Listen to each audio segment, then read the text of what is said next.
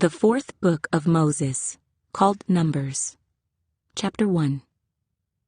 Now the Lord spoke to Moses in the wilderness of Sinai, in the tabernacle of meeting, on the first day of the second month, in the second year after they had come out of the land of Egypt, saying, Take a census of all the congregation of the children of Israel, by their families, by their fathers' houses, according to the number of names, every male individually, from 20 years old and above, all who are able to go to war in Israel.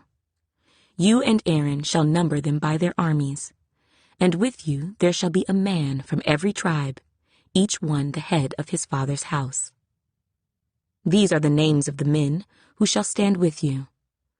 From Reuben, Elizur, the son of Shedeur. From Simeon, Shelumiel, the son of Zurishaddai. From Judah, Nahshon, the son of Amminadab.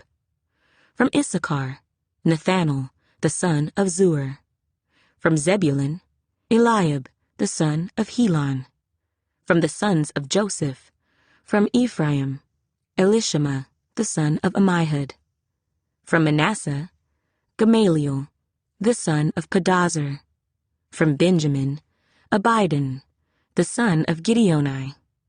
From Dan, Ahiezer, the son of Ammishaddai. From Asher, Pagiel, the son of Ochran. From Gad, Eliasaph, the son of Duel. From Naphtali, Ahira, the son of Enan. These were chosen from the congregation, leaders of their fathers' tribes, heads of the divisions in Israel. Then Moses and Aaron took these men who had been mentioned by name, and they assembled all the congregation together on the first day of the second month, and they recited their ancestry by families, by their fathers' houses, according to the number of names, from 20 years old and above, each one individually. As the Lord commanded Moses, so he numbered them in the wilderness of Sinai. Now the children of Reuben, Israel's oldest son, their genealogies by their families, by their father's house, according to the number of names, every male individually, from 20 years old and above, all who were able to go to war. Those who were numbered of the tribe of Reuben were 46,500. From the children of Simeon, their genealogies by their families, by their father's house, of those who were numbered, according to the number of names, every male individually, from 20 years old and above, all who were able to go to war, those who were numbered of the tribe of Simeon, were 59,300.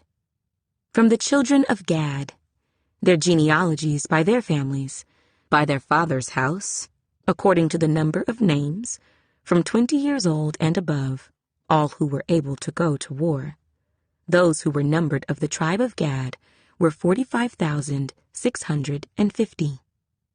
From the children of Judah, their genealogies by their families, by their father's house, according to the number of names, from 20 years old and above, all who were able to go to war.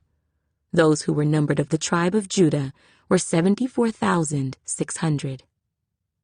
From the children of Issachar, their genealogies by their families, by their father's house, according to the number of names, from 20 years old and above, all who were able to go to war, those who were numbered of the tribe of Issachar, were 54,400. From the children of Zebulun, their genealogies by their families, by their father's house, according to the number of names, from 20 years old and above, all who were able to go to war, those who were numbered of the tribe of Zebulun, were 57,400. From the sons of Joseph, the children of Ephraim, their genealogies by their families, by their father's house, according to the number of names, from 20 years old and above, all who were able to go to war, those who were numbered of the tribe of Ephraim were 40,500. From the children of Manasseh, their genealogies by their families, by their father's house, according to the number of names, from 20 years old and above, all who were able to go to war. Those who were numbered of the tribe of Manasseh were 32,200. From the children of Benjamin, their genealogies by their families, by their father's house, according to the number of names, from 20 years old and above, all who were able to go to war. Those who were numbered of the tribe of Benjamin were 35,400. From the children of Dan, their genealogies by their families, by their father's house, according to the number of names, from 20 years old and above, all who were able to go to war. Those who were numbered of the tribe of Dan were 62,700. From the children of Asher, their genealogies by their families, by their father's house, according to the number of names, from 20 years old and above, all who were able to go to war. Those who were numbered of the tribe of Asher were 41,500. From the children of Naphtali, their genealogies by their families, by their father's house, according to the number of names, from 20 years old and above, all who were able to go to war. Those who were numbered of the tribe of Naphtali were 53,400. These are the ones who were numbered, whom Moses and Aaron numbered, with the leaders of Israel, 12 men, each one representing his father's house. So all who were numbered of the children of Israel, by their father's houses, from 20 years old and above, all who were able to go to war in Israel, all who were numbered were 603,550. But the Levites were not numbered among them by their father's tribe, for the Lord had spoken to Moses, saying, Only the tribe of Levi you shall not number, nor take a census of them among the children of Israel. But you shall appoint the Levites over the tabernacle of the testimony, over all its furnishings, and over all things that belong to it. They shall carry the tabernacle and all its furnishings. They shall attend to it and camp around the tabernacle. And when the tabernacle is to go forward, the Levites shall take it down. And when the tabernacle is to be set up, the Levites shall set it up. The outsider who comes near shall be put to death. The children of Israel shall pitch their tents, everyone by his own camp, everyone by his own standard, according to their armies. But the Levites shall camp around the tabernacle of the testimony, that there may be no wrath on the congregation of the children of Israel. And the Levites shall keep charge of the tabernacle of the testimony. Thus the children of Israel did, according to all that the Lord commanded Moses, so they did. Numbers, chapter 2. And the Lord spoke to Moses and Aaron, saying, Every one of the children of Israel shall camp by his own standard, beside the emblems of his father's house. They shall camp some distance from the tabernacle of meeting.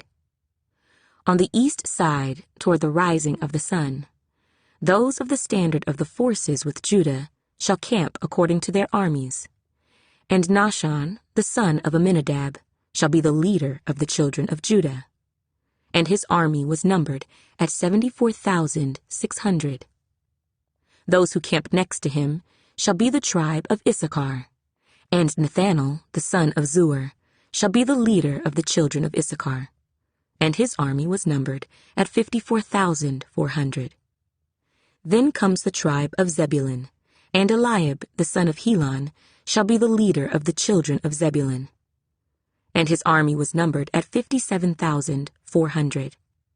All who were numbered according to their armies of the forces with Judah, 186,400. These shall break camp first.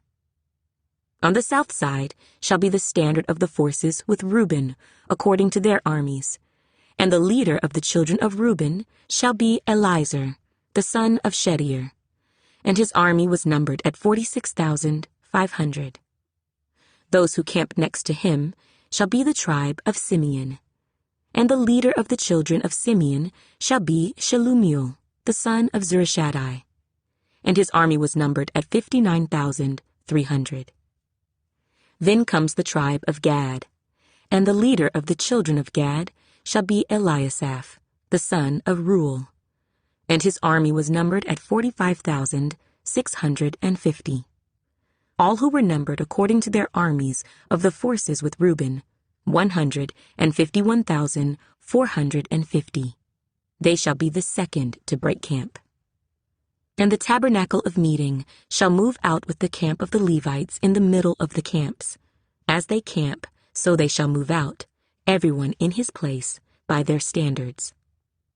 On the west side shall be the standard of the forces with Ephraim, according to their armies, and the leader of the children of Ephraim shall be Elishama, the son of Ammihud, and his army was numbered at 40,500. Next to him comes the tribe of Manasseh, and the leader of the children of Manasseh shall be Gamaliel, the son of Pedazur, and his army was numbered at 32,200. Then comes the tribe of Benjamin, and the leader of the children of Benjamin shall be Abidan, the son of Gideoni, and his army was numbered at 35,400. All who were numbered according to their armies of the forces with Ephraim, 108,100.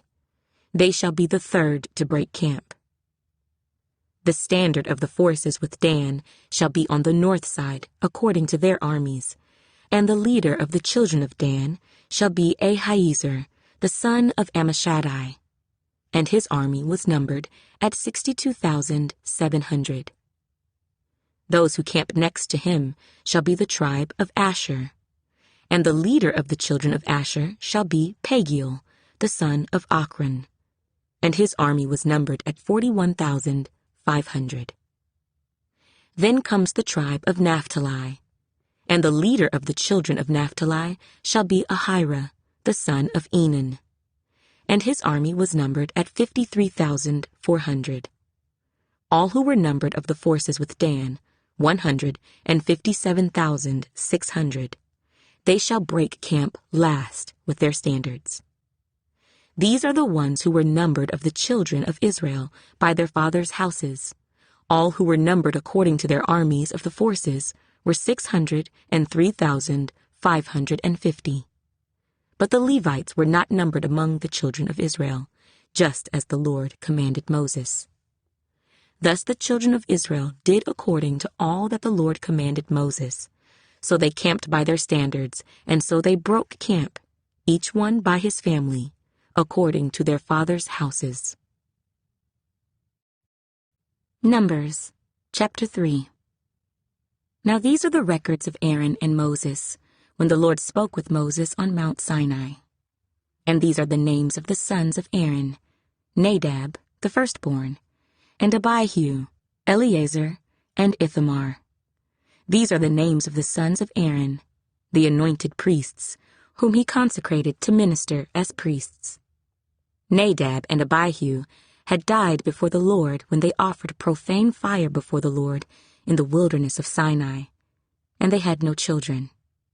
So Eleazar and Ithamar ministered as priests in the presence of Aaron their father. And the Lord spoke to Moses, saying, Bring the tribe of Levi near, and present them before Aaron the priest, that they may serve him. And they shall attend to his needs and the needs of the whole congregation before the tabernacle of meeting, to do the work of the tabernacle. Also, they shall attend to all the furnishings of the tabernacle of meeting, and to the needs of the children of Israel, to do the work of the tabernacle. And you shall give the Levites to Aaron and his sons. They are given entirely to him from among the children of Israel. So you shall appoint Aaron and his sons, and they shall attend to their priesthood.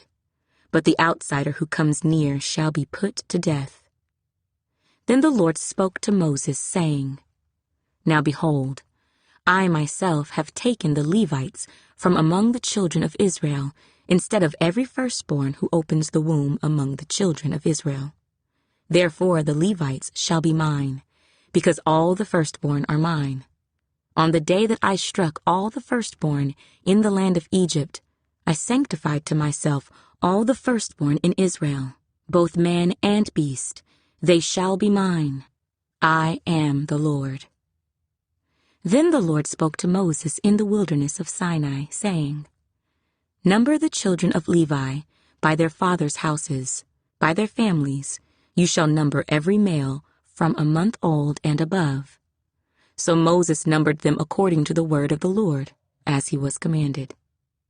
These were the sons of Levi by their names: Gershon, Kohath, and Merari. And these are the names of the sons of Gershon by their families: Libni and Shimei. And the sons of Kohath by their families: Amram, Issachar, Hebron, and Uzziel. And the sons of Merari by their families: Mahli and Mushi. These are the families of the Levites by their fathers' houses. From Gershon came the family of the Libnites and the family of the Shimeites. These were the families of the Gershonites, those who were numbered according to the number of all the males from a month old and above. Of those who were numbered there were 7,500. The families of the Gershonites were to camp behind the tabernacle westward, and the leader of the father's house of the Gershonites was Eliasaph, the son of Lael. The duties of the children of Gershon in the tabernacle of meeting included the tabernacle, the tent with its covering, the screen for the door of the tabernacle of meeting, the screen for the door of the court, the hangings of the court which are around the tabernacle and the altar, and their cords, according to all the work relating to them. From Kohath came the family of the Amramites, the family of the Izharites, the family of the Hebronites, and the family of the Uzzielites. These were the families of the Kohathites. According to the number of all the males, from a month old and above, there were 8,600 keeping charge of the sanctuary. The families of the children of Kohath were to camp on the south side of the tabernacle, and the leader of the father's house of the families of the Kohathites was Elizaphan, the son of Uzziel. Their duty included the ark, the table, the lampstand, the altars, the utensils of the sanctuary with which they ministered, the screen, and all the work relating to them. And Eleazar, the son of Aaron the priest, was to be chief over the leaders of the Levites, with oversight of those who kept charge of the sanctuary. From Merari came the family of the Mahlites and the family of the Mushites. These were the families of Merari. And those who were numbered according to the number of all the males from a month old and above were 6,200. The leader of the father's house of the families of Merari was Zuriel, the son of Abihail. These were to camp on the north side of the tabernacle. And the appointed duty of the children of Merari included the boards of the tabernacle, its bars, its pillars, its sockets, its utensils, all the work relating to them, and the pillars of the court all around, with their sockets, their pegs, and their cords. Moreover, those who were to camp before the tabernacle on the east, before the tabernacle of meeting, were Moses, Aaron, and his sons, keeping charge of the sanctuary, to meet the needs of the children of Israel. But the outsider who came near was to be put to death. All who were numbered of the Levites, whom Moses and Aaron numbered at the commandment of the Lord, by their families, all the males from a month old and above, were 22,000.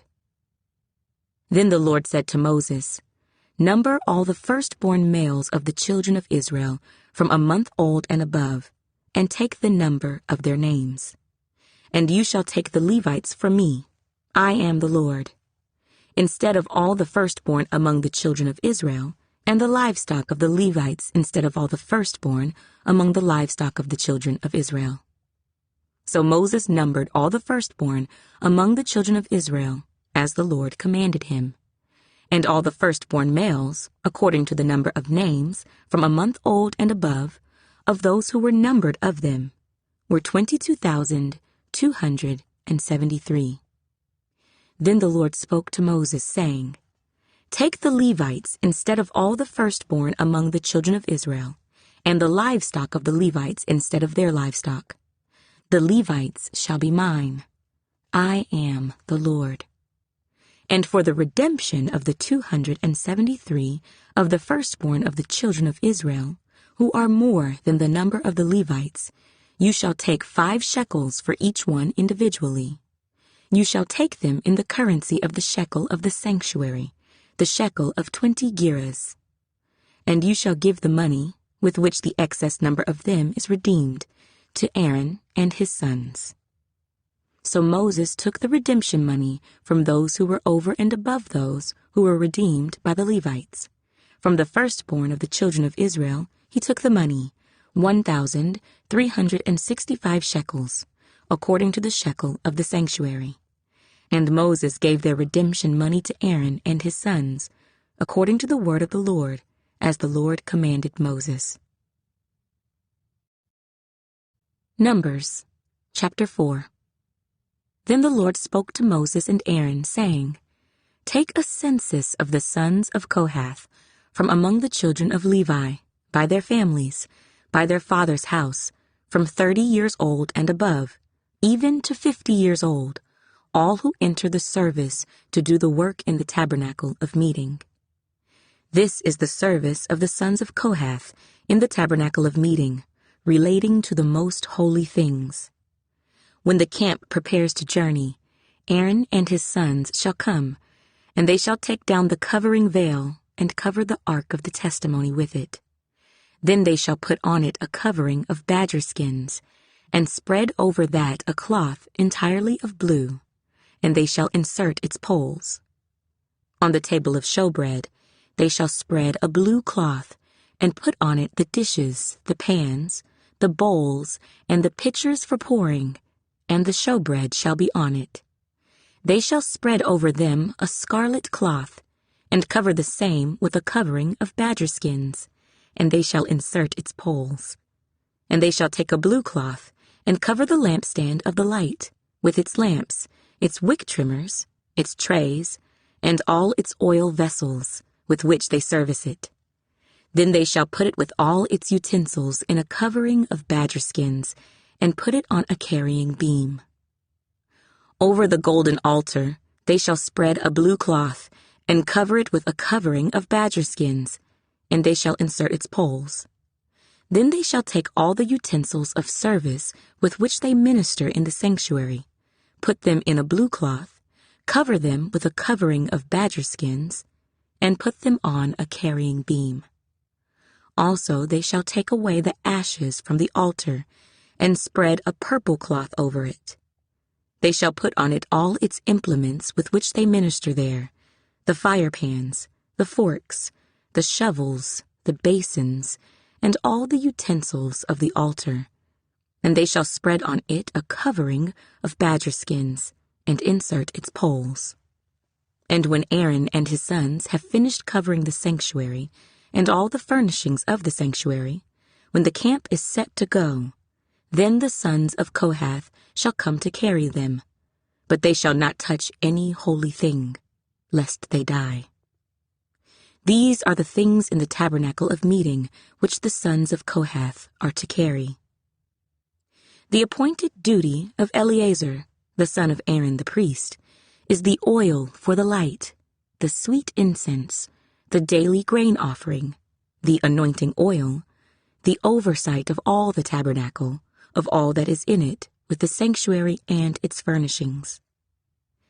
Then the Lord spoke to Moses and Aaron, saying, Do not cut off the tribe of the families of the Kohathites from among the Levites, but do this in regard to them, that they may live and not die when they approach the most holy things. Aaron and his sons shall go in and appoint each of them to his service and his task. But they shall not go in to watch while the holy things are being covered, lest they die. Then the Lord spoke to Moses, saying, Also take a census of the sons of Gershon by their father's house, by their families. From 30 years old and above, even to 50 years old, you shall number them, all who enter to perform the service, to do the work in the tabernacle of meeting. This is the service of the families of the Gershonites, in serving and carrying. They shall carry the curtains of the tabernacle and the tabernacle of meeting with its covering, the covering of badger skins that is on it, the screen for the door of the tabernacle of meeting, the screen for the door of the gate of the court, the hangings of the court which are around the tabernacle and altar, and their cords, all the furnishings for their service, and all that is made for these things, so shall they serve. Aaron and his sons shall assign all the service of the sons of the Gershonites, all their tasks, and all their service. And you shall appoint to them all their tasks as their duty. This is the service of the families of the sons of Gershon in the tabernacle of meeting. And their duties shall be under the authority of Ithamar, the son of Aaron the priest. As for the sons of Merari, you shall number them by their families and by their father's house. From 30 years old and above, even to 50 years old, you shall number them, every one who enters the service to do the work of the tabernacle of meeting. And this is what they must carry as all their service for the tabernacle of meeting: the boards of the tabernacle, its bars, its pillars, its sockets, and the pillars around the court with their sockets, pegs, and cords, with all their furnishings and all their service. And you shall assign to each man by name the items he must carry. This is the service of the families of the sons of Merari, as all their service for the tabernacle of meeting, under the authority of Ithamar, the son of Aaron the priest. And Moses, Aaron, and the leaders of the congregation numbered the sons of the Kohathites by their families and by their father's house, from 30 years old and above, even to 50 years old, everyone who entered the service for work in the tabernacle of meeting. And those who were numbered by their families were 2,750. These were the ones who were numbered of the families of the Kohathites, all who might serve in the tabernacle of meeting, whom Moses and Aaron numbered according to the commandment of the Lord by the hand of Moses. And those who were numbered of the sons of Gershon, by their families and by their father's house, from 30 years old and above, even to 50 years old, everyone who entered the service for work in the tabernacle of meeting. Those who were numbered by their families, by their father's house, were 2,630. These are the ones who were numbered of the families of the sons of Gershon, of all who might serve in the tabernacle of meeting, whom Moses and Aaron numbered according to the commandment of the Lord. Those of the families of the sons of Merari, who were numbered, by their families, by their father's house, from 30 years old and above, even to 50 years old, everyone who entered the service for work in the tabernacle of meeting. Those who were numbered by their families were 3,200. These are the ones who were numbered of the families of the sons of Merari, whom Moses and Aaron numbered according to the word of the Lord by the hand of Moses. All who were numbered of the Levites, whom Moses, Aaron, and the leaders of Israel numbered by their families and by their fathers' houses, from 30 years old and above, even to 50 years old, everyone who came to do the work of service and the work of bearing burdens in the tabernacle of meeting. Those who were numbered were 8,580. According to the commandment of the Lord, they were numbered by the hand of Moses, each according to his service and according to his task. Thus were they numbered by him, as the Lord commanded Moses. Numbers, chapter 5. And the Lord spoke to Moses, saying, Command the children of Israel that they put out of the camp every leper, everyone who has a discharge, and whoever becomes defiled by a corpse. You shall put out both male and female. You shall put them outside the camp, that they may not defile their camps, in the midst of which I dwell. And the children of Israel did so, and put them outside the camp.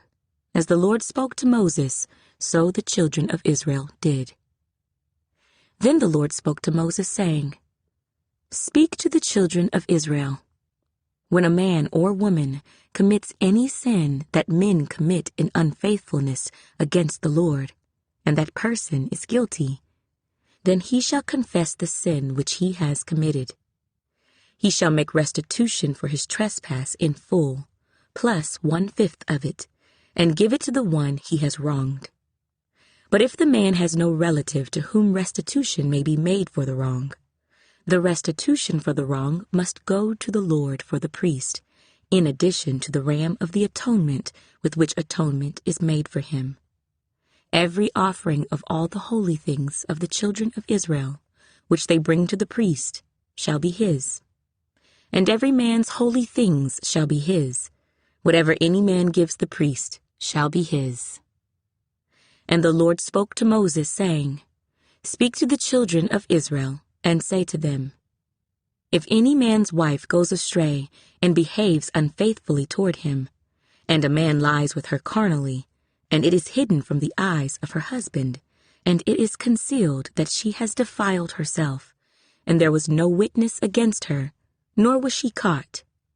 If the spirit of jealousy comes upon him, and he becomes jealous of his wife, who has defiled herself, or if the spirit of jealousy comes upon him, and he becomes jealous of his wife, although she has not defiled herself, then the man shall bring his wife to the priest.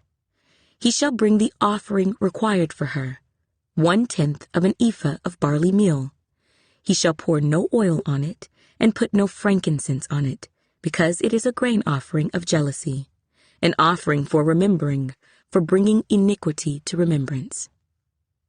And the priest shall bring her near, and set her before the Lord. The priest shall take holy water in an earthen vessel, and take some of the dust that is on the floor of the tabernacle, and put it into the water. Then the priest shall stand the woman before the Lord, uncover the woman's head, and put the offering for remembering in her hands, which is the grain offering of jealousy. And the priest shall have in his hand the bitter water that brings a curse. And the priest shall put her under oath, and say to the woman, If no man has lain with you, and if you have not gone astray to uncleanness while under your husband's authority, be free from this bitter water that brings a curse. But if you have gone astray while under your husband's authority, and if you have defiled yourself, and some man other than your husband has lain with you, then the priest shall put the woman under the oath of the curse, and he shall say to the woman, The Lord make you a curse and an oath among your people, when the Lord makes your thigh rot and your belly swell. And may this water that causes the curse go into your stomach, and make your belly swell and your thigh rot. Then the woman shall say, Amen, so be it.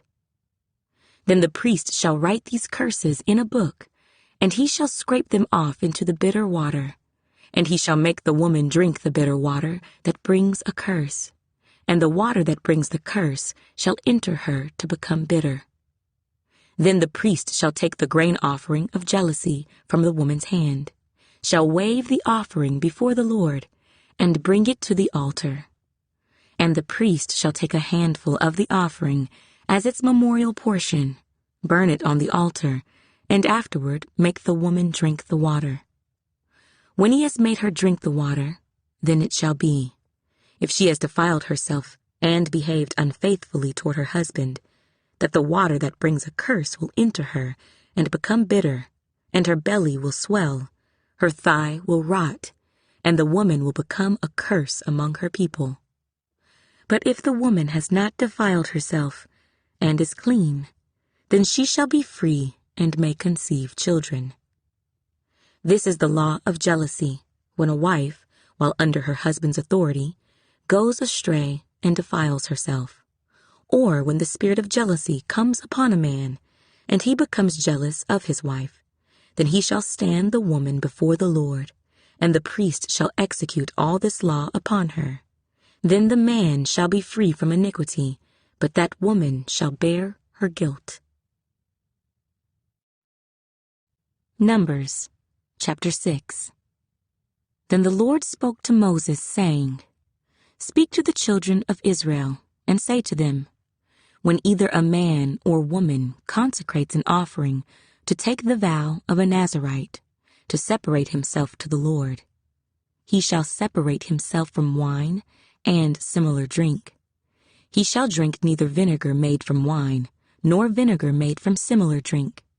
Neither shall he drink any grape juice, nor eat fresh grapes or raisins. All the days of his separation he shall eat nothing that is produced by the grapevine, from seed to skin. All the days of the vow of his separation no razor shall come upon his head, until the days are fulfilled for which he separated himself to the Lord. He shall be holy. Then he shall let the locks of the hair of his head grow. All the days that he separates himself to the Lord, he shall not go near a dead body. He shall not make himself unclean even for his father or his mother, for his brother or his sister, when they die, because his separation to God is on his head. All the days of his separation he shall be holy to the Lord. And if anyone dies very suddenly beside him, and he defiles his consecrated head, then he shall shave his head on the day of his cleansing. On the 7th day he shall shave it. Then on the 8th day he shall bring 2 turtle doves or 2 young pigeons to the priest, to the door of the tabernacle of meeting. And the priest shall offer one as a sin offering, and the other as a burnt offering, and make atonement for him, because he sinned in regard to the corpse. And he shall sanctify his head that same day. He shall consecrate to the Lord the days of his separation, and bring a male lamb in its 1st year as a trespass offering. But the former days shall be lost, because his separation was defiled. Now this is the law of the Nazirite. When the days of his separation are fulfilled, he shall be brought to the door of the tabernacle of meeting. And he shall present his offering to the Lord, 1 male lamb in its 1st year, without blemish, as a burnt offering, 1 ewe lamb in its 1st year, without blemish, as a sin offering, 1 ram without blemish, as a peace offering, a basket of unleavened bread, cakes of fine flour mixed with oil, unleavened wafers anointed with oil, and their grain offering with their drink offerings. Then the priest shall bring them before the Lord, and offer his sin offering and his burnt offering. And he shall offer the ram as a sacrifice of a peace offering to the Lord, with a basket of unleavened bread. The priest shall also offer its grain offering and its drink offering. Then the Nazirite shall shave his consecrated head at the door of the tabernacle of meeting, and shall take the hair from his consecrated head, and put it on the fire which is under the sacrifice of the peace offering. And the priest shall take the boiled shoulder of the ram, 1 unleavened cake from the basket, and 1 unleavened wafer, and put them upon the hands of the Nazirite after he has shaved his consecrated hair. And the priest shall wave them as a wave offering before the Lord. They are holy for the priest, together with the breast of the wave offering and the thigh of the heave offering. After that, the Nazirite may drink wine. This is the law of the Nazirite, who vows to the Lord the offering for his separation, and besides that, whatever else his hand is able to provide, according to the vow which he takes, so he must do according to the law of his separation. And the Lord spoke to Moses, saying, Speak to Aaron and his sons, saying, This is the way you shall bless the children of Israel. Say to them, The Lord bless you and keep you. The Lord make his face shine upon you, and be gracious to you. The Lord lift up his countenance upon you, and give you peace. So they shall put my name on the children of Israel, and I will bless them. Numbers, chapter 7. Now it came to pass, when Moses had finished setting up the tabernacle, that he anointed it and consecrated it in all its furnishings, and the altar and all its utensils. So he anointed them and consecrated them.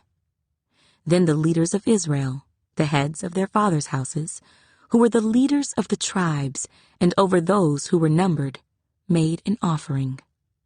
And they brought their offering before the Lord, 6 covered carts, and 12 oxen, a cart for every 2 of the leaders, and for each one an ox. And they presented them before the tabernacle. Then the Lord spoke to Moses, saying, Accept these from them, that they may be used in doing the work of the tabernacle of meeting. And you shall give them to the Levites, to every man according to his service. So Moses took the carts and the oxen, and gave them to the Levites. 2 carts and 4 oxen he gave to the sons of Gershon according to their service, and 4 carts and 8 oxen he gave to the sons of Merari according to their service, under the authority of Ithamar, the son of Aaron the priest. But to the sons of Kohath he gave none, because theirs was the service of the holy things which they carried on their shoulders. Now the leaders offered the dedication offering for the altar when it was anointed. So the leaders offered their offering before the altar.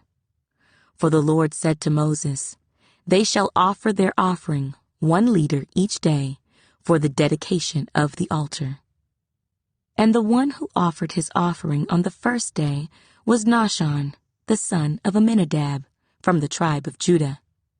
His offering was 1 silver platter, the weight of which was 130 shekels, and 1 silver bowl of 70 shekels, according to the shekel of the sanctuary, both of them full of fine flour mixed with oil as a grain offering.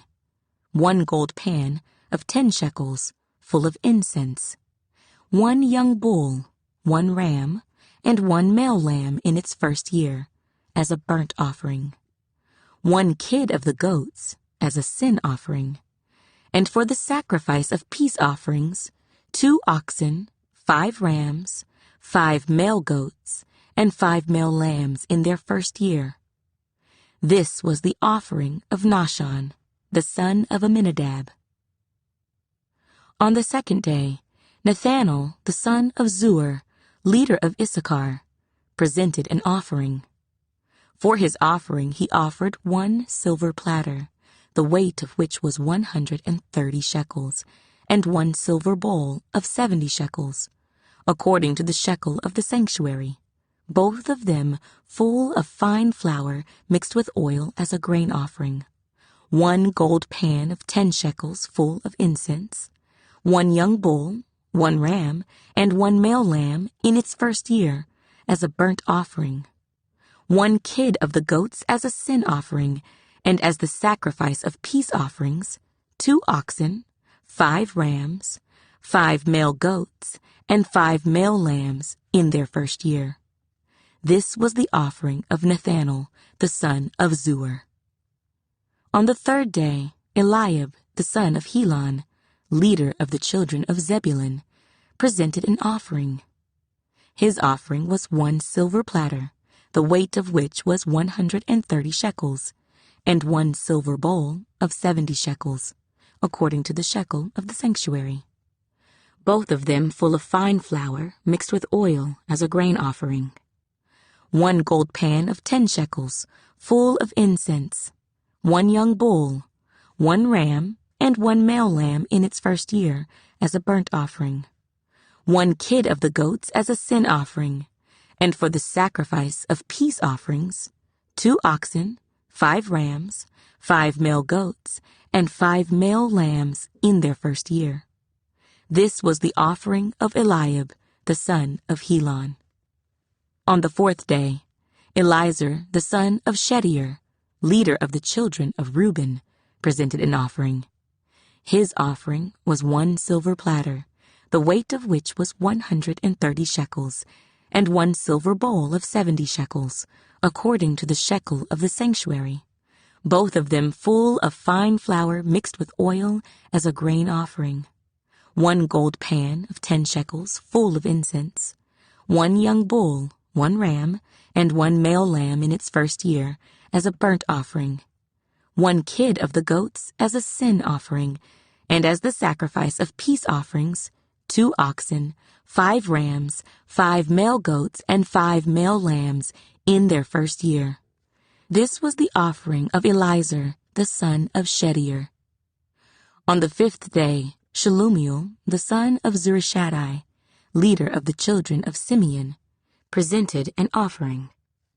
His offering was 1 silver platter, the weight of which was 130 shekels, and 1 silver bowl of 70 shekels, according to the shekel of the sanctuary, both of them full of fine flour mixed with oil as a grain offering.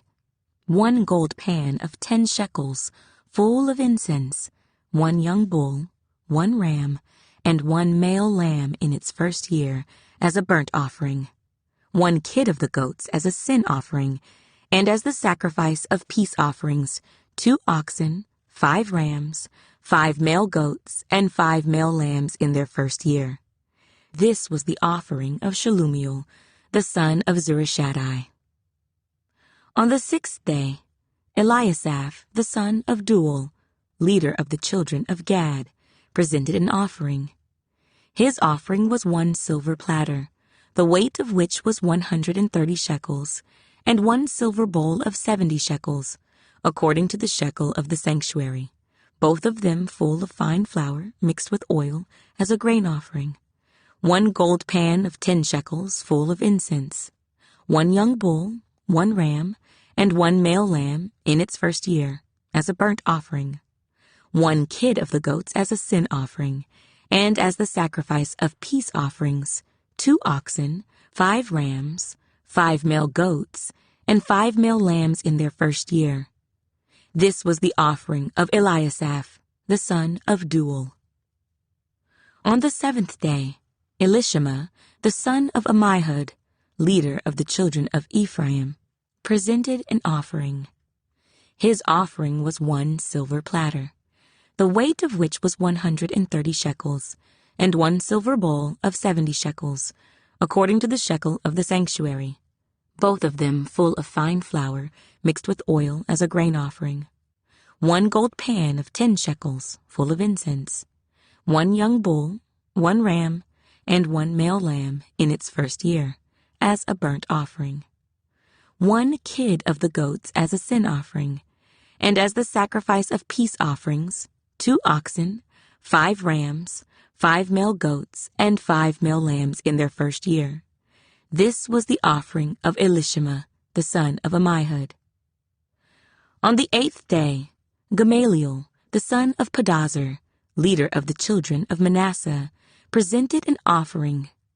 His offering was 1 silver platter, the weight of which was 130 shekels, and 1 silver bowl of 70 shekels, according to the shekel of the sanctuary, both of them full of fine flour mixed with oil as a grain offering, 1 gold pan of 10 shekels, full of incense, 1 young bull, 1 ram, and 1 male lamb in its first year as a burnt offering, 1 kid of the goats as a sin offering, and as the sacrifice of peace offerings, 2 oxen, 5 rams, 5 male goats, and 5 male lambs in their first year. This was the offering of Gamaliel, the son of Pedazur. On the 9th day, Abidan, the son of Gideoni, leader of the children of Benjamin, presented an offering. His offering was 1 silver platter, the weight of which was 130 shekels, and 1 silver bowl of 70 shekels, according to the shekel of the sanctuary, both of them full of fine flour mixed with oil as a grain offering, 1 gold pan of 10 shekels, full of incense, 1 young bull, 1 ram, and 1 male lamb in its first year, as a burnt offering, 1 kid of the goats as a sin offering, and as the sacrifice of peace offerings, 2 oxen, 5 rams, 5 male goats, and 5 male lambs in their first year. This was the offering of Abidan, the son of Gideoni. On the 10th day, Ahiezer, the son of Ammishaddai, leader of the children of Dan, presented an offering. His offering was 1 silver platter, the weight of which was 130 shekels, and 1 silver bowl of 70 shekels, according to the shekel of the sanctuary, both of them full of fine flour mixed with oil as a grain offering, 1 gold pan of 10 shekels, full of incense, 1 young bull, 1 ram, and 1 male lamb in its first year, as a burnt offering, 1 kid of the goats as a sin offering, and as the sacrifice of peace offerings, 2 oxen, 5 rams, 5 male goats, and 5 male lambs in their first year. This was the offering of Ahiezer, the son of Ammishaddai. On the 11th day, Pagiel, the son of Ochran, leader of the children of Asher, presented an offering. His offering was 1 silver platter, the weight of which was 130 shekels, and 1 silver bowl of 70 shekels, according to the shekel of the sanctuary, both of them full of fine flour mixed with oil as a grain offering. 1 gold pan of 10 shekels, full of incense, 1 young bull, 1 ram, and 1 male lamb in its first year as a burnt offering. 1 kid of the goats as a sin offering. And as the sacrifice of peace offerings, 2 oxen, 5 rams, 5 male goats, and 5 male lambs in their first year. This was the offering of Pagiel, the son of Ochran. On the 12th day, Ahira, the son of Enan, leader of the children of Naphtali, presented an offering. His offering was 1 silver platter, the weight of which was 130 shekels, and 1 silver bowl of 70 shekels, according to the shekel of the sanctuary, both of them full of fine flour mixed with oil as a grain offering. 1 gold pan of 10 shekels, full of incense, 1 young bull, 1 ram, and 1 male lamb in its first year, as a burnt offering. 1 kid of the goats as a sin offering. And as the sacrifice of peace offerings, 2 oxen, 5 rams, 5 male goats, and 5 male lambs in their first year. This was the offering of Ahira, the son of Enan. This was the dedication offering for the altar from the leaders of Israel when it was anointed: 12 silver platters, 12 silver bowls, and 12 gold pans. Each silver platter weighed 130 shekels, and each bowl 70 shekels. All the silver of the vessels weighed 2,400 shekels, according to the shekel of the sanctuary. The 12 gold pans full of incense weighed 10 shekels apiece, according to the shekel of the sanctuary. All the gold of the pans weighed 120 shekels. All the oxen for the burnt offering were 12 young bulls, the rams 12, the male lambs in their first year 12, with their grain offering, and the kids of the goats as a sin offering 12. And all the oxen for the sacrifice of peace offerings were 24 bulls, the rams 60, the male goats 60, and the lambs in their first year 60. This was the dedication offering for the altar after it was anointed. Now when Moses went into the tabernacle of meeting to speak with him, he heard the voice of one speaking to him from above the mercy seat that was on the ark of the testimony, from between the 2 cherubim. Thus he spoke to him. Numbers, chapter 8. And the Lord spoke to Moses, saying, Speak to Aaron and say to him, When you arrange the lamps, the 7 lamps shall give light in front of the lampstand. And Aaron did so.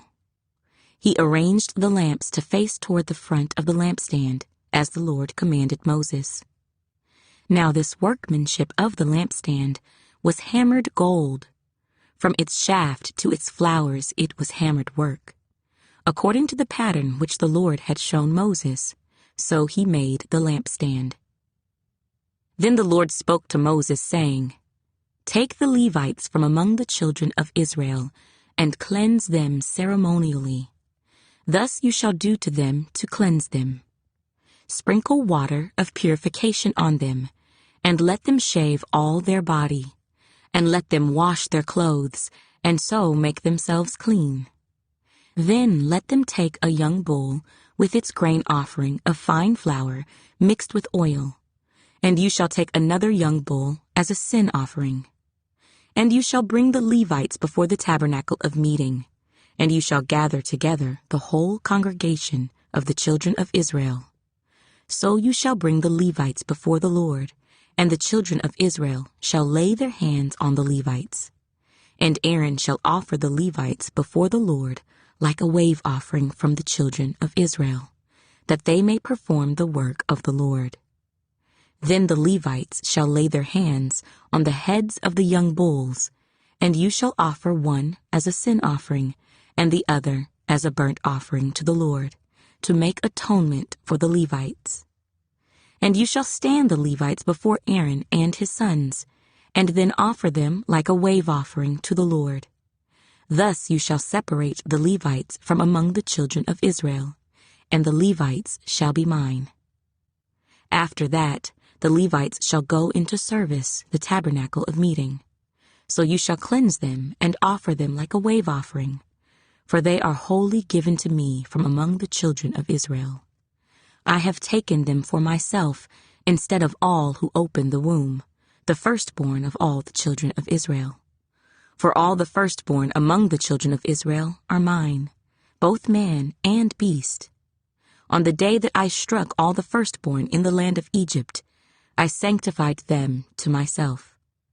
I have taken the Levites instead of all the firstborn of the children of Israel. And I have given the Levites as a gift to Aaron and his sons from among the children of Israel, to do the work for the children of Israel in the tabernacle of meeting, and to make atonement for the children of Israel, that there be no plague among the children of Israel when the children of Israel come near the sanctuary. Thus Moses and Aaron and all the congregation of the children of Israel did to the Levites, according to all that the Lord commanded Moses concerning the Levites, so the children of Israel did to them. And the Levites purified themselves and washed their clothes. Then Aaron presented them like a wave offering before the Lord, and Aaron made atonement for them to cleanse them. After that, the Levites went in to do their work in the tabernacle of meeting before Aaron and his sons, as the Lord commanded Moses concerning the Levites, so they did to them. Then the Lord spoke to Moses, saying, This is what pertains to the Levites. From 25 years old and above, one may enter to perform service in the work of the tabernacle of meeting, and at the age of 50 years they must cease performing this work, and shall work no more. They may minister with their brethren in the tabernacle of meeting, to attend to needs, but they themselves shall do no work. Thus you shall do to the Levites regarding their duties. Numbers, chapter 9. Now the Lord spoke to Moses in the wilderness of Sinai, in the 1st month of the 2nd year after they had come out of the land of Egypt, saying, Let the children of Israel keep the Passover at its appointed time. On the 14th day of this month, at twilight, you shall keep it at its appointed time. According to all its rites and ceremonies you shall keep it. So Moses told the children of Israel that they should keep the Passover. And they kept the Passover on the 14th day of the 1st month, at twilight, in the wilderness of Sinai, according to all that the Lord commanded Moses, so the children of Israel did. Now there were certain men who were defiled by a human corpse, so that they could not keep the Passover on that day. And they came before Moses and Aaron that day. And those men said to him, We became defiled by a human corpse. Why are we kept from presenting the offering of the Lord at its appointed time among the children of Israel? And Moses said to them, Stand still, that I may hear what the Lord will command concerning you. Then the Lord spoke to Moses, saying, Speak to the children of Israel, saying, If any one of you, or your posterity, is unclean because of a corpse, or is far away on a journey, he may still keep the Lord's Passover. On the 14th day of the 2nd month, at twilight, they may keep it. They shall eat it with unleavened bread and bitter herbs. They shall leave none of it until morning, nor break one of its bones. According to all the ordinances of the Passover, they shall keep it. But the man who is clean and is not on a journey, and ceases to keep the Passover, that same person shall be cut off from among his people, because he did not bring the offering of the Lord at its appointed time. That man shall bear his sin. And if a stranger dwells among you, and would keep the Lord's Passover, he must do so according to the rite of the Passover and according to its ceremony. You shall have one ordinance, both for the stranger and the native of the land. Now on the day that the tabernacle was raised up, the cloud covered the tabernacle, the tent of the testimony. From evening until morning it was above the tabernacle, like the appearance of fire. So it was always. The cloud covered it by day, and the appearance of fire by night.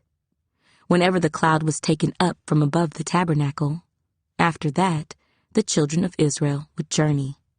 And in the place where the cloud settled, there the children of Israel would pitch their tents.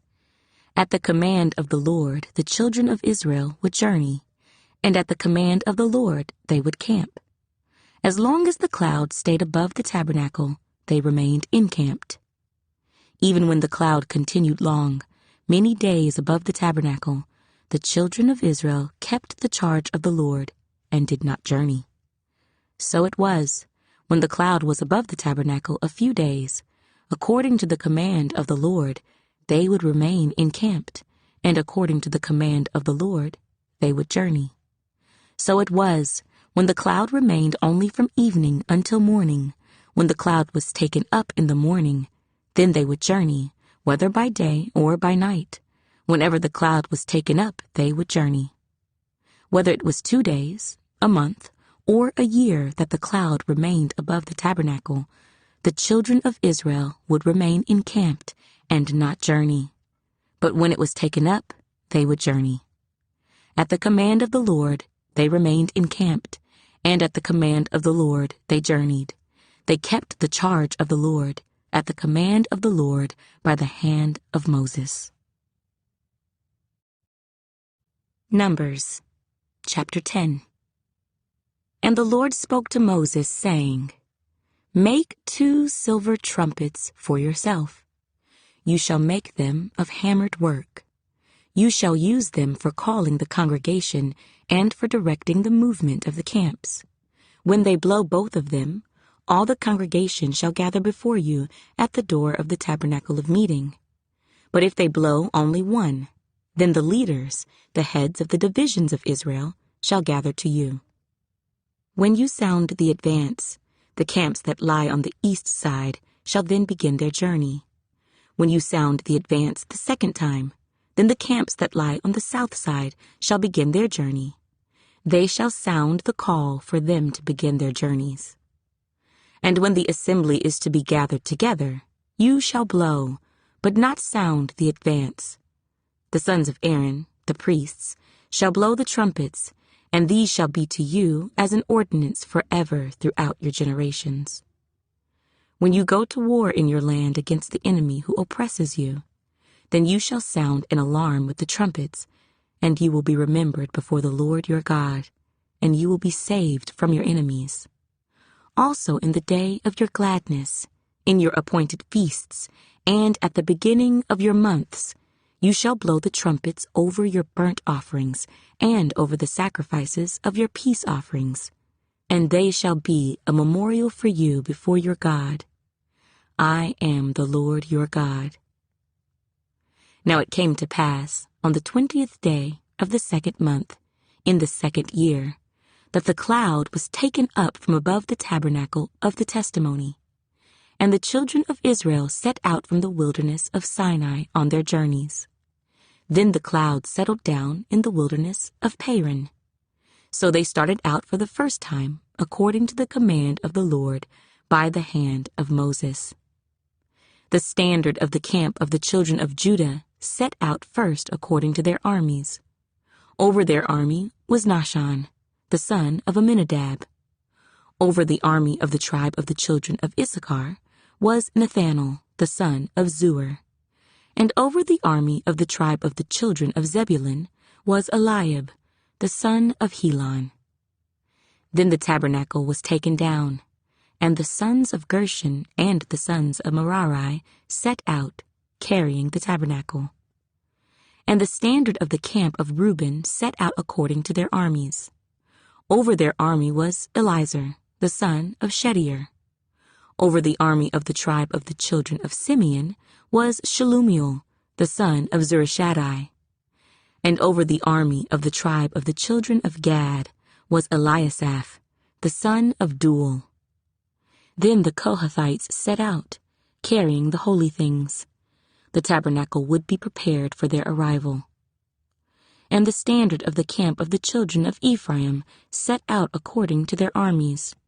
Over their army was Elishama, the son of Ammihud. Over the army of the tribe of the children of Manasseh was Gamaliel, the son of Pedazur. And over the army of the tribe of the children of Benjamin was Abidan, the son of Gideoni. Then the standard of the camp of the children of Dan, the rear guard of all the camps, set out according to their armies. Over their army was Ahiezer, the son of Ammishaddai. Over the army of the tribe of the children of Asher was Pagiel, the son of Ochran. And over the army of the tribe of the children of Naphtali was Ahira, the son of Enan.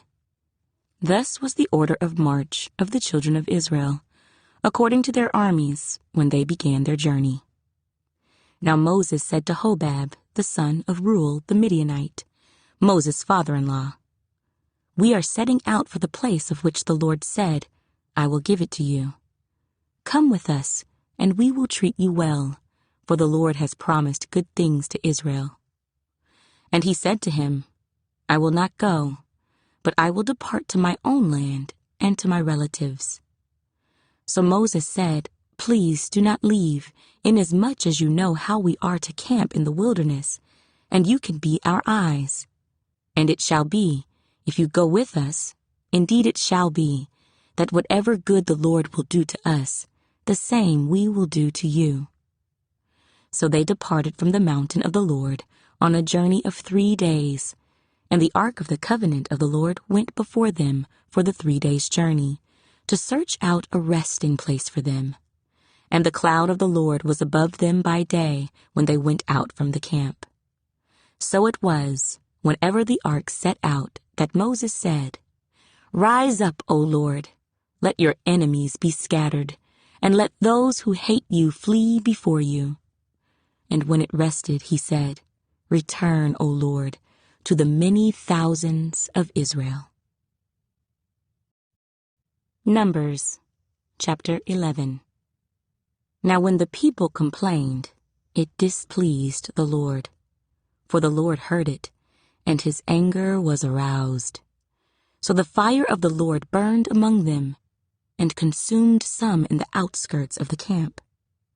Then the people cried out to Moses, and when Moses prayed to the Lord, the fire was quenched.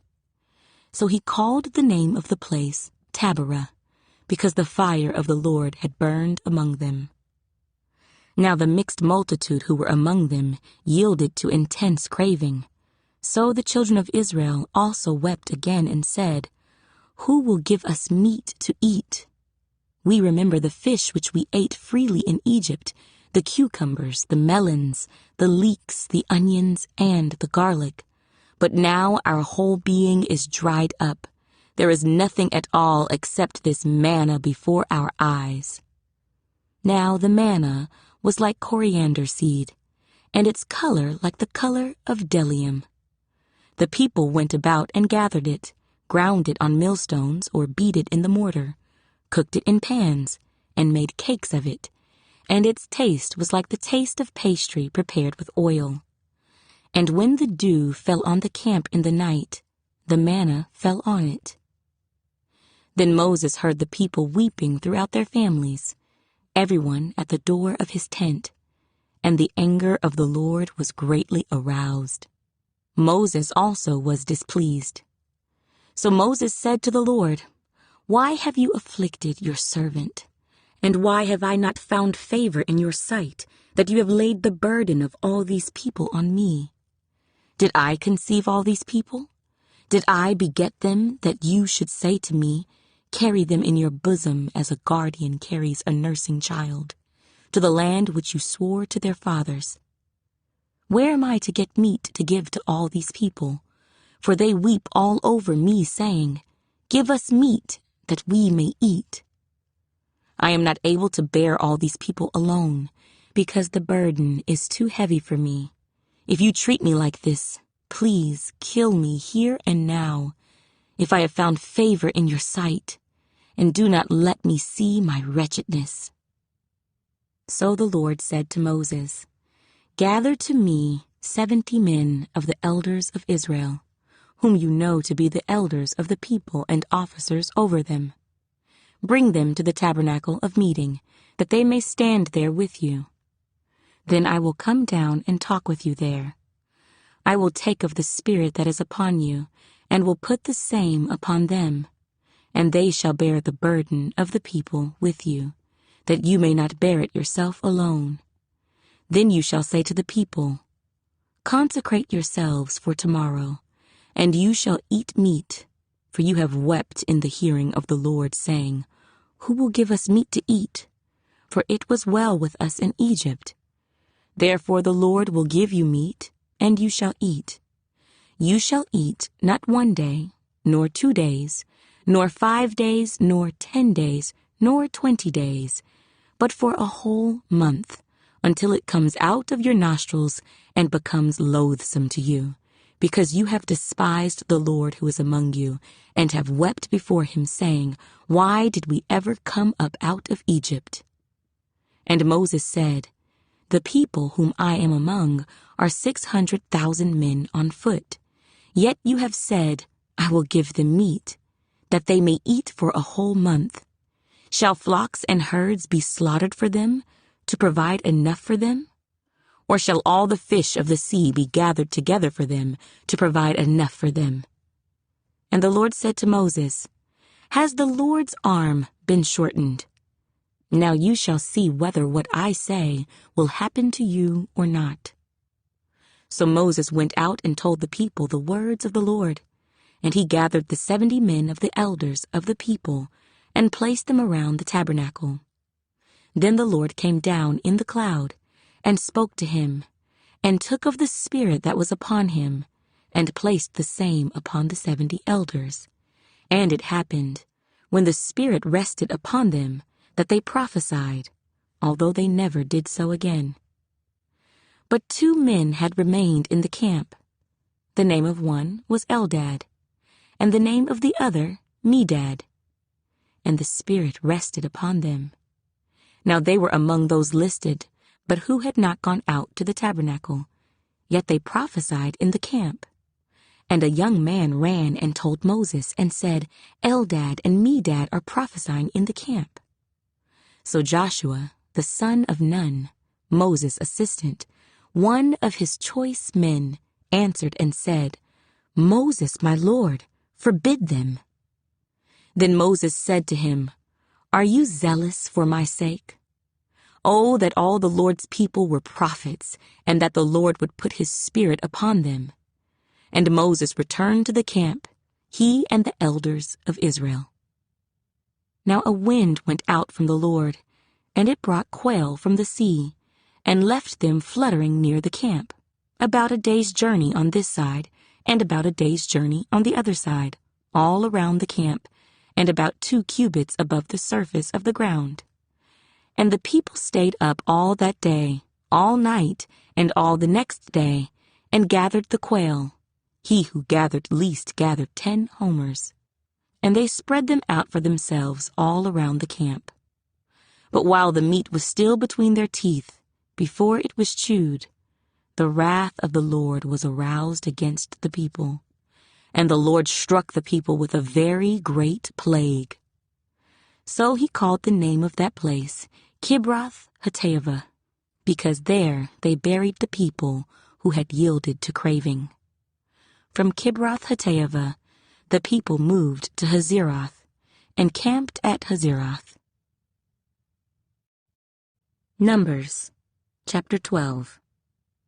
Then Miriam and Aaron spoke against Moses because of the Ethiopian woman whom he had married, for he had married an Ethiopian woman. So they said, "Has the Lord indeed spoken only through Moses? Has he not spoken through us also?" And the Lord heard it. Now the man Moses was very humble, more than all men who were on the face of the earth. Suddenly the Lord said to Moses, Aaron, and Miriam, "Come out, you three, to the tabernacle of meeting." So the three came out. Then the Lord came down in the pillar of cloud and stood in the door of the tabernacle and called Aaron and Miriam, and they both went forward. Then he said, "Hear now my words. If there is a prophet among you, I, the Lord, make myself known to him in a vision. I speak to him in a dream. Not so with my servant Moses. He is faithful in all my house. I speak with him face to face, even plainly, and not in dark sayings. And he sees the form of the Lord. Why then were you not afraid to speak against my servant Moses?" So the anger of the Lord was aroused against them, and he departed. And when the cloud departed from above the tabernacle, suddenly Miriam became leprous, as white as snow. Then Aaron turned toward Miriam, and there she was, a leper. So Aaron said to Moses, "O my Lord, please do not lay this sin on us, in which we have done foolishly, and in which we have sinned. Please do not let her be as one dead, whose flesh is half consumed when he comes out of his mother's womb." So Moses cried out to the Lord, saying, "Please heal her, O God, I pray." Then the Lord said to Moses, "If her father had but spit in her face, would she not be shamed 7 days? Let her be shut out of the camp 7 days, and afterward she may be received again." So Miriam was shut out of the camp 7 days, and the people did not journey till Miriam was brought in again. And afterward the people moved from Hazeroth and camped in the wilderness of Paran.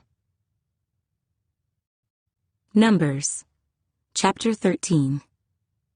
And the Lord spoke to Moses, saying, "Send men to spy out the land of Canaan, which I am giving to the children of Israel. From each tribe of their fathers you shall send a man, every one a leader among them." So Moses sent them from the wilderness of Paran, according to the command of the Lord, all of them men who were heads of the children of Israel.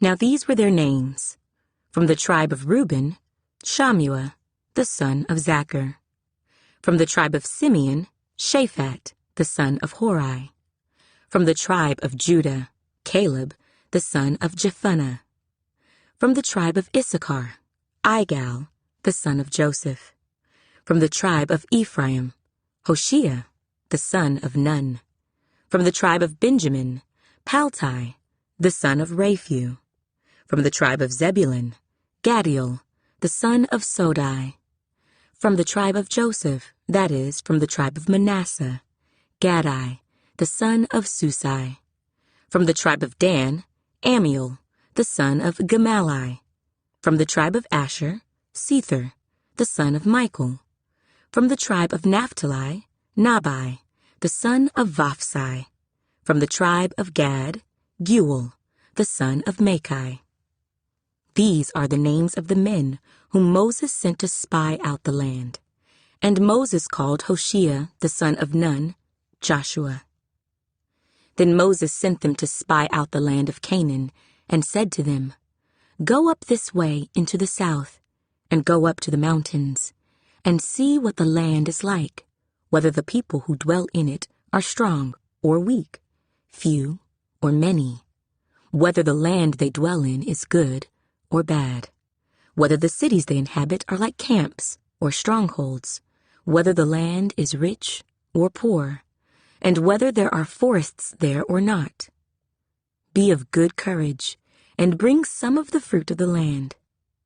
Now the time was the season of the first ripe grapes. So they went up and spied out the land from the wilderness of Zin as far as Rehob, near the entrance of Hamath. And they went up through the south and came to Hebron. Ahiman, Sheshai, and Talmai, the descendants of Anak, were there. Now Hebron was built 7 years before Zoan in Egypt. Then they came to the valley of Eshcol, and there cut down a branch with 1 cluster of grapes. They carried it between 2 of them on a pole.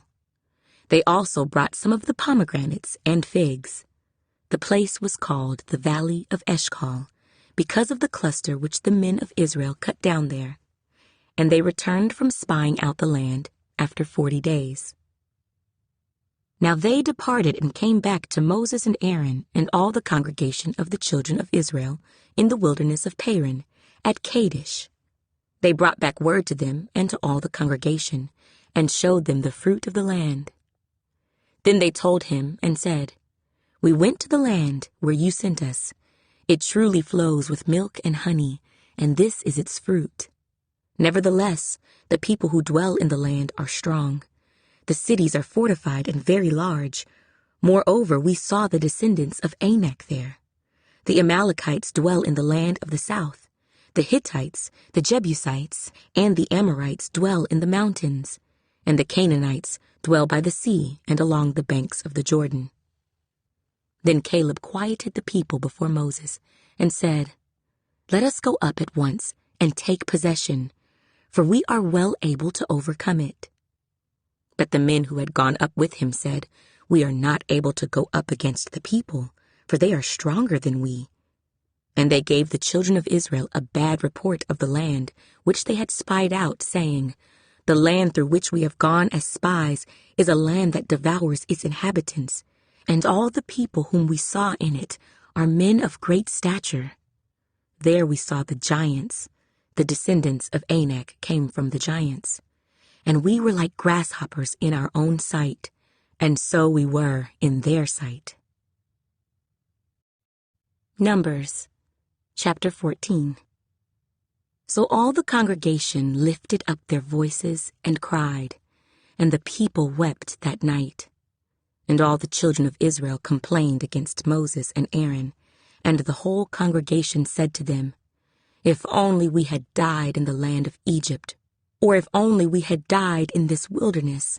Why has the Lord brought us to this land to fall by the sword, that our wives and children should become victims? Would it not be better for us to return to Egypt?"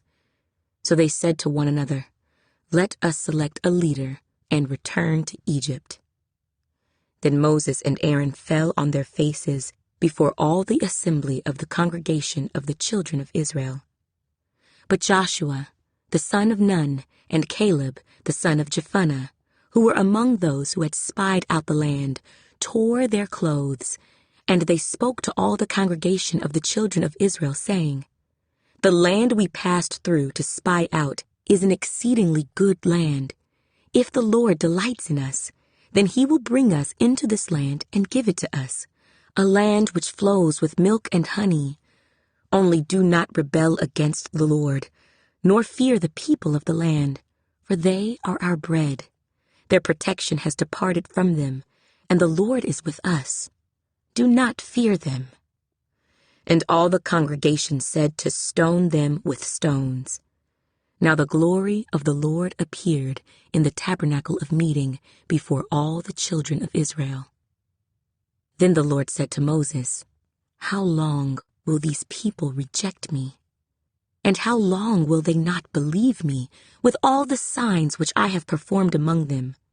I will strike them with the pestilence and disinherit them, and I will make of you a nation greater and mightier than they." And Moses said to the Lord, "Then the Egyptians will hear it, for by your might you brought these people up from among them, and they will tell it to the inhabitants of this land. They have heard that you, Lord, are among these people, that you, Lord, are seen face to face, and your cloud stands above them, and you go before them in a pillar of cloud by day, and in a pillar of fire by night. Now if you kill these people as one man, then the nations which have heard of your fame will speak, saying, 'Because the Lord was not able to bring this people to the land which he swore to give them, Therefore he killed them in the wilderness.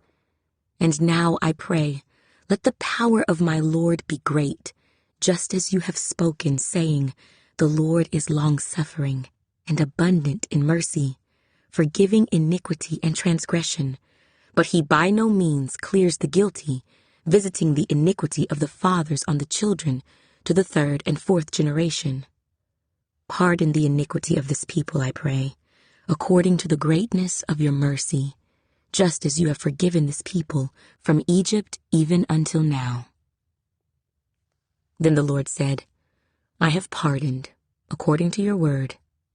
But truly, as I live, all the earth shall be filled with the glory of the Lord, because all these men who have seen my glory and the signs which I did in Egypt and in the wilderness, and have put me to the test now these 10 times, and have not heeded my voice, they certainly shall not see the land of which I swore to their fathers, nor shall any of those who rejected me see it.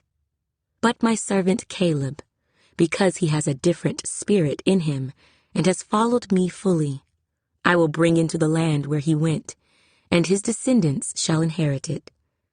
Now the Amalekites and the Canaanites dwell in the valley.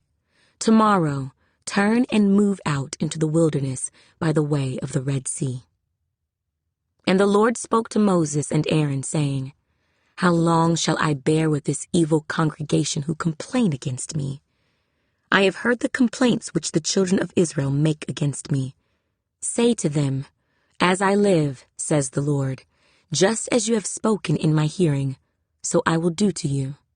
The carcasses of you who have complained against me shall fall in this wilderness, all of you who were numbered, according to your entire number, from 20 years old and above. Except for Caleb, the son of Jephunneh, and Joshua, the son of Nun, you shall by no means enter the land which I swore I would make you dwell in. But your little ones, whom you said would be victims, I will bring in, and they shall know the land which you have despised. But as for you, your carcasses shall fall in this wilderness, and your sons shall be shepherds in the wilderness 40 years, and bear the brunt of your infidelity, until your carcasses are consumed in the wilderness. According to the number of the days in which you spied out the land, 40 days, for each day you shall bear your guilt 1 year, namely 40 years, and you shall know my rejection. I, the Lord, have spoken this. I will surely do so to all this evil congregation who are gathered together against me. In this wilderness they shall be consumed, and there they shall die. Now the men whom Moses sent to spy out the land, who returned and made all the congregation complain against him by bringing a bad report of the land, those very men who brought the evil report about the land died by the plague before the Lord.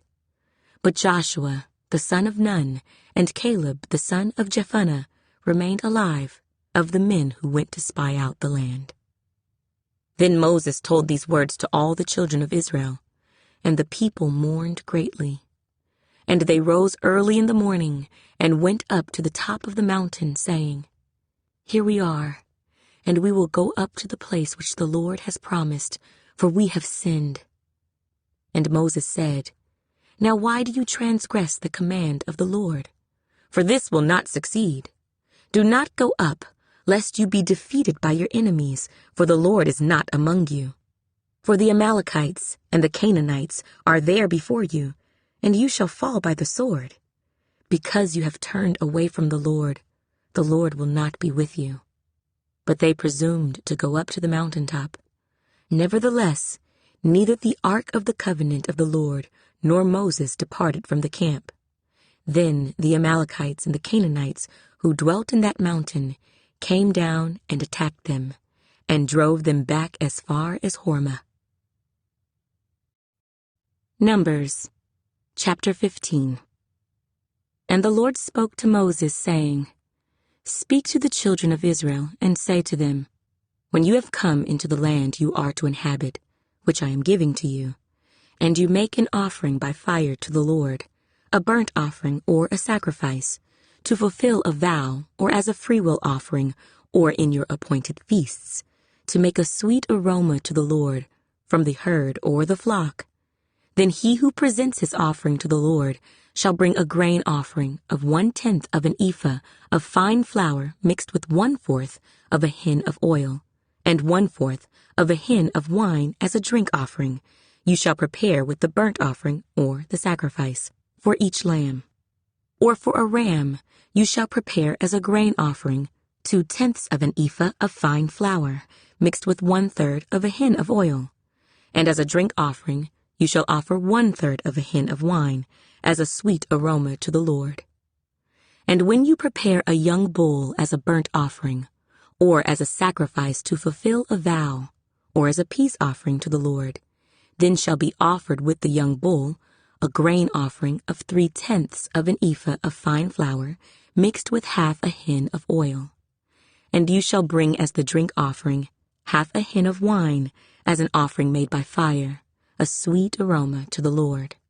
Thus it shall be done for each young bull, for each ram, or for each lamb or young goat, according to the number that you prepare. So you shall do with everyone according to their number. All who are native born shall do these things in this manner, in presenting an offering made by fire, a sweet aroma to the Lord.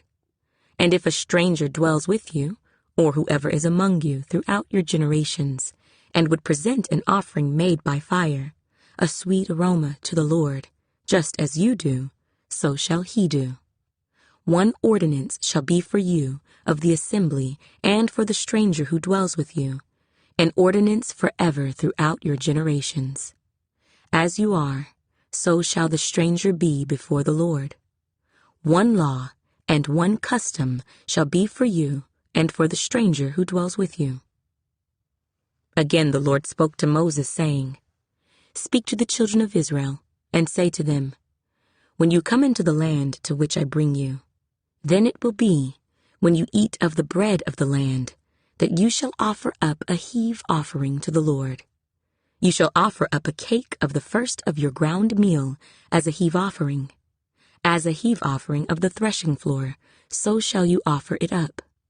Of the first of your ground meal you shall give to the Lord a heave offering throughout your generations. If you sin unintentionally, and do not observe all these commandments which the Lord has spoken to Moses, all that the Lord has commanded you by the hand of Moses, from the day the Lord gave commandment and onward throughout your generations, then it will be, if it is unintentionally committed without the knowledge of the congregation, that the whole congregation shall offer one young bull as a burnt offering, as a sweet aroma to the Lord, with its grain offering and its drink offering, according to the ordinance, and one kid of the goats as a sin offering. So the priest shall make atonement for the whole congregation of the children of Israel, and it shall be forgiven them, for it was unintentional. They shall bring their offering, an offering made by fire to the Lord, and their sin offering before the Lord, for their unintended sin. It shall be forgiven the whole congregation of the children of Israel, and the stranger who dwells among them, because all the people did it unintentionally. And if a person sins unintentionally, then he shall bring a female goat in its first year as a sin offering. So the priest shall make atonement for the person who sins unintentionally, when he sins unintentionally before the Lord, to make atonement for him, and it shall be forgiven him. You shall have one law for him who sins unintentionally, for him who is native born among the children of Israel, and for the stranger who dwells among them. But the person who does anything presumptuously, whether he is native born or a stranger, that one brings reproach on the Lord, and he shall be cut off from among his people, because he has despised the word of the Lord, and has broken his commandment. That person shall be completely cut off. His guilt shall be upon him. Now while the children of Israel were in the wilderness, they found a man gathering sticks on the Sabbath day. And those who found him gathering sticks brought him to Moses and Aaron, and to all the congregation. They put him under guard, because it had not been explained what should be done to him. Then the Lord said to Moses, The man must surely be put to death. all the congregation shall stone him with stones outside the camp. So as the Lord commanded Moses, all the congregation brought him outside the camp and stoned him with stones, and he died. Again the Lord spoke to Moses, saying, Speak to the children of Israel. Tell them to make tassels on the corners of their garments throughout their generations, and to put a blue thread in the tassels of the corners. And you shall have the tassel, that you may look upon it and remember all the commandments of the Lord, and do them, and that you may not follow the harlotry to which your own heart and your own eyes are inclined, and that you may remember and do all my commandments, and be holy for your God. I am the Lord your God, who brought you out of the land of Egypt, to be your God. I am the Lord your God. Numbers, chapter 16. Now Korah, the son of Izhar, the son of Kohath, the son of Levi, with Dathan and Abiram, the sons of Eliab, and On, the son of Peleth, sons of Reuben, took men. And they rose up before Moses with some of the children of Israel, 250 leaders of the congregation, representatives of the congregation, men of renown. They gathered together against Moses and Aaron, and said to them, You take too much upon yourselves, for all the congregation is holy, every one of them, and the Lord is among them. Why then do you exalt yourselves above the assembly of the Lord? So when Moses heard it, he fell on his face, and he spoke to Korah and all his company, saying, Tomorrow morning the Lord will show who is his and who is holy, and will cause him to come near to him. That one whom he chooses, he will cause to come near to him. Do this. Take censers, Korah, and all your company. Put fire in them, and put incense in them before the Lord tomorrow.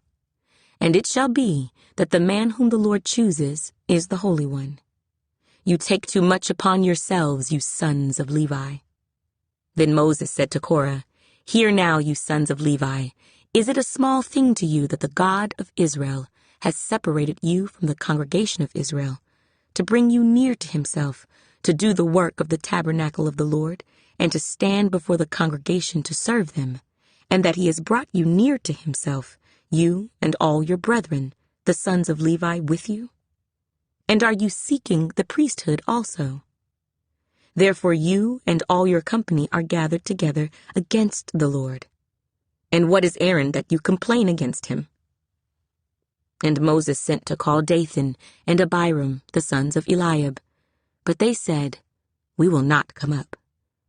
Is it a small thing that you have brought us up out of a land flowing with milk and honey, to kill us in the wilderness, that you should keep acting like a prince over us? Moreover, you have not brought us into a land flowing with milk and honey, nor given us inheritance of fields and vineyards. Will you put out the eyes of these men? We will not come up. Then Moses was very angry, and said to the Lord, Do not respect their offering. I have not taken one donkey from them, nor have I hurt one of them. And Moses said to Korah, Tomorrow, you and all your company be present before the Lord, you and they, as well as Aaron. Let each take his censer and put incense in it, and each of you bring his censer before the Lord, 250 censers, both you and Aaron, each with his censer. So every man took his censer, put fire in it, laid incense on it, and stood at the door of the tabernacle of meeting with Moses and Aaron. And Korah gathered all the congregation against them at the door of the tabernacle of meeting. Then the glory of the Lord appeared to all the congregation.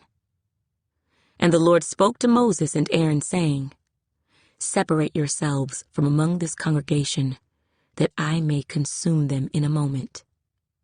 Then they fell on their faces and said, O God, the God of the spirits of all flesh, shall one man sin and you be angry with all the congregation?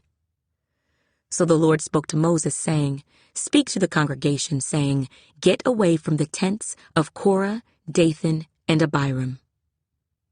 Then Moses rose and went to Dathan and Abiram, and the elders of Israel followed him. And he spoke to the congregation, saying, "Depart now from the tents of these wicked men. Touch nothing of theirs, lest you be consumed in all their sins." So they got away from around the tents of Korah, Dathan, and Abiram. And Dathan and Abiram came out and stood at the door of their tents, with their wives, their sons, and their little children. And Moses said, "By this you shall know that the Lord has sent me to do all these works, for I have not done them of my own will. If these men die naturally like all men, or if they are visited by the common fate of all men, then the Lord has not sent me. But if the Lord creates a new thing, and the earth opens its mouth and swallows them up with all that belongs to them, and they go down alive into the pit, then you will understand that these men have rejected the Lord."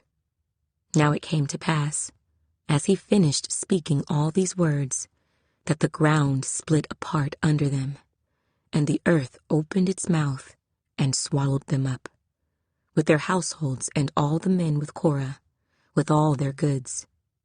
So they and all those with them went down alive into the pit. The earth closed over them, and they perished from among the assembly. Then all Israel who were around them fled at their cry, for they said, "Lest the earth swallow us up also."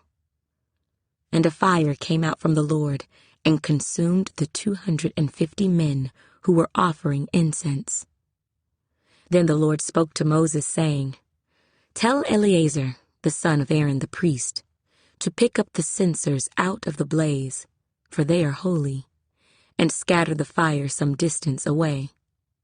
The censers of these men who sinned against their own souls, let them be made into hammered plates as a covering for the altar.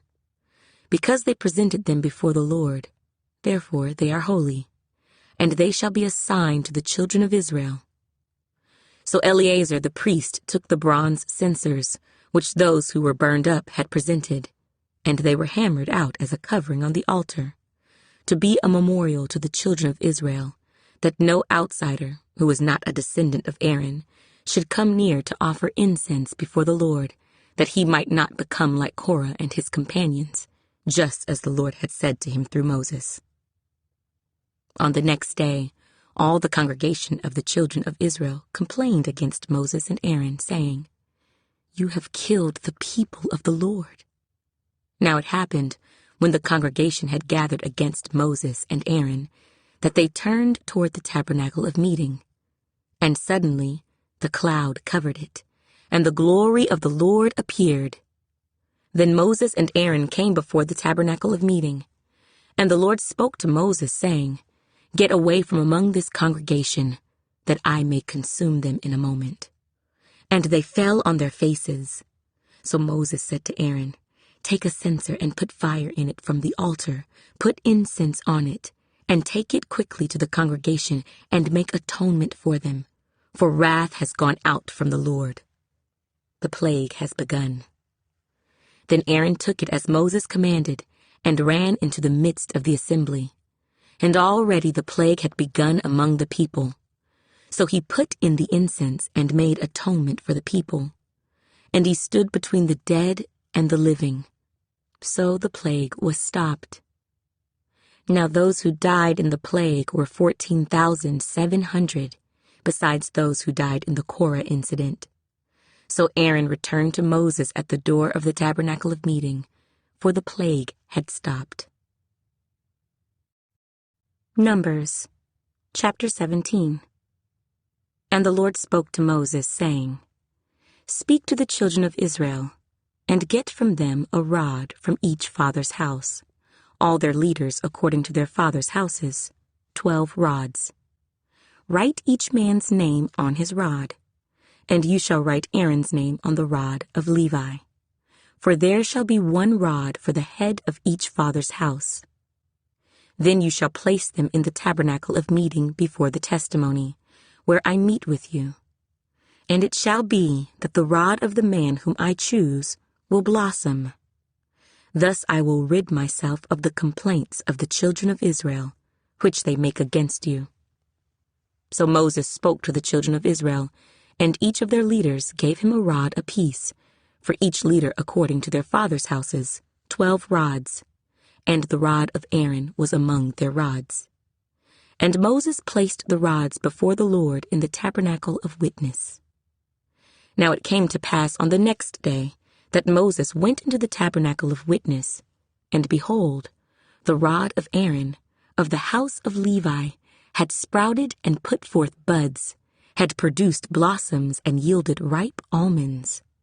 Then Moses brought out all the rods from before the Lord to all the children of Israel, and they looked, and each man took his rod. And the Lord said to Moses, Bring Aaron's rod back before the testimony, to be kept as a sign against the rebels, that you may put their complaints away from me, lest they die. Thus did Moses. Just as the Lord had commanded him, so he did. So the children of Israel spoke to Moses, saying, Surely we die. We perish. We all perish. Whoever even comes near the tabernacle of the Lord must die. Shall we all utterly die? Numbers, chapter 18. Then the Lord said to Aaron, You and your sons and your father's house with you shall bear the iniquity related to the sanctuary, and you and your sons with you shall bear the iniquity associated with your priesthood. Also bring with you your brethren of the tribe of Levi, the tribe of your father, that they may be joined with you and serve you while you and your sons are with you before the tabernacle of witness. They shall attend to your needs and all the needs of the tabernacle, but they shall not come near the articles of the sanctuary and the altar, lest they die, they and you also. They shall be joined with you and attend to the needs of the tabernacle of meeting, for all the work of the tabernacle, but an outsider shall not come near you. And you shall attend to the duties of the sanctuary and the duties of the altar, that there may be no more wrath on the children of Israel. Behold, I myself have taken your brethren the Levites from among the children of Israel. They are a gift to you, given by the Lord, to do the work of the tabernacle of meeting. Therefore you and your sons with you shall attend to your priesthood for everything at the altar and behind the veil, and you shall serve. I give your priesthood to you as a gift for service, but the outsider who comes near shall be put to death. And the Lord spoke to Aaron, Here, I myself have also given you charge of my heave offerings, all the holy gifts of the children of Israel. I have given them as a portion to you and your sons, as an ordinance forever. This shall be yours of the most holy things reserved from the fire. Every offering of theirs, every grain offering and every sin offering and every trespass offering which they render to me, shall be most holy for you and your sons. In a most holy place you shall eat it. Every male shall eat it. It shall be holy to you. This also is yours, the heave offering of their gift, with all the wave offerings of the children of Israel. I have given them to you and your sons and daughters with you, as an ordinance forever. Everyone who is clean in your house may eat it. All the best of the oil, all the best of the new wine and the grain, their first fruits which they offer to the Lord, I have given them to you. Whatever first ripe fruit is in their land, which they bring to the Lord, shall be yours. Everyone who is clean in your house may eat it.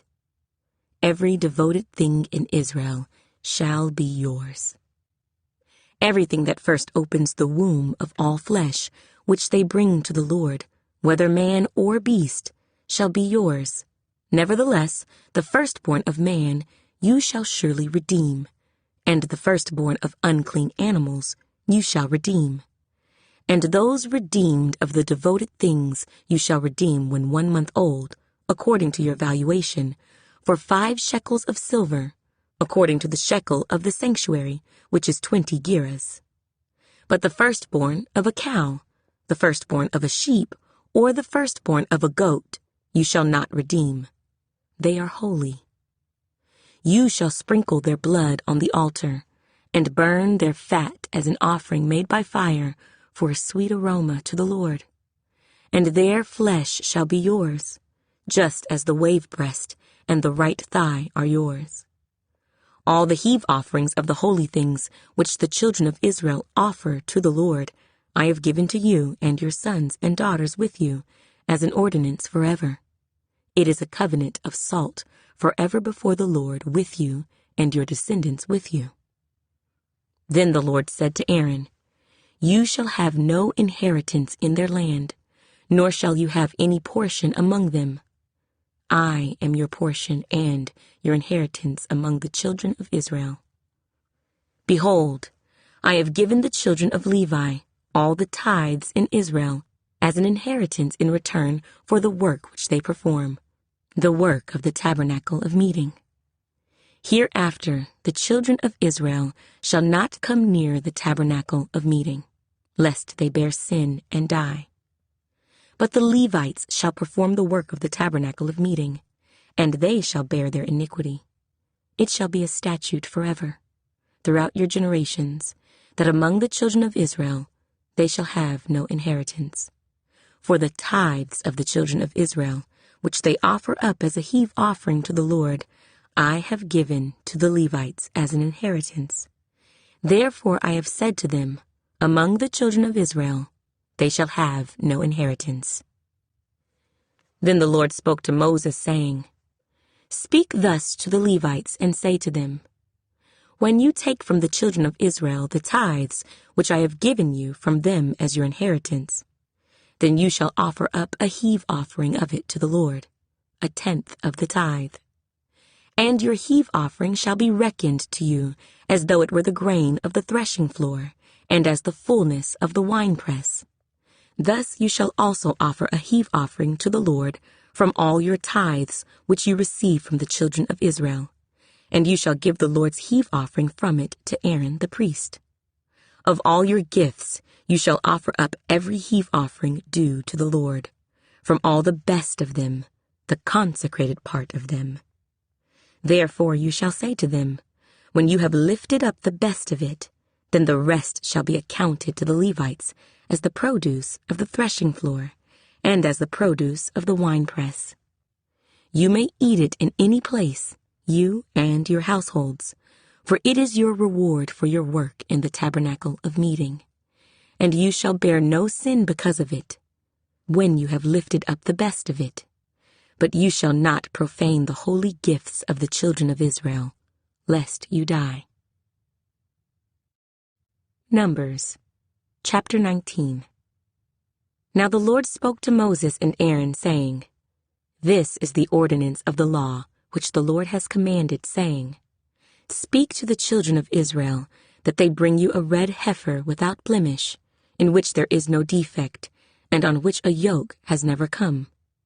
You shall give it to Eleazar the priest, that he may take it outside the camp, and it shall be slaughtered before him. And Eleazar the priest shall take some of its blood with his finger, and sprinkle some of its blood 7 times directly in front of the tabernacle of meeting. Then the heifer shall be burned in his sight. Its hide, its flesh, its blood, and its offal shall be burned. And the priest shall take cedar wood and hyssop and scarlet, and cast them into the midst of the fire, burning the heifer.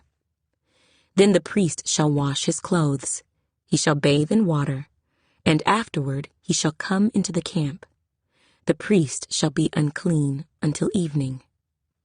And the one who burns it shall wash his clothes in water, bathe in water, and shall be unclean until evening.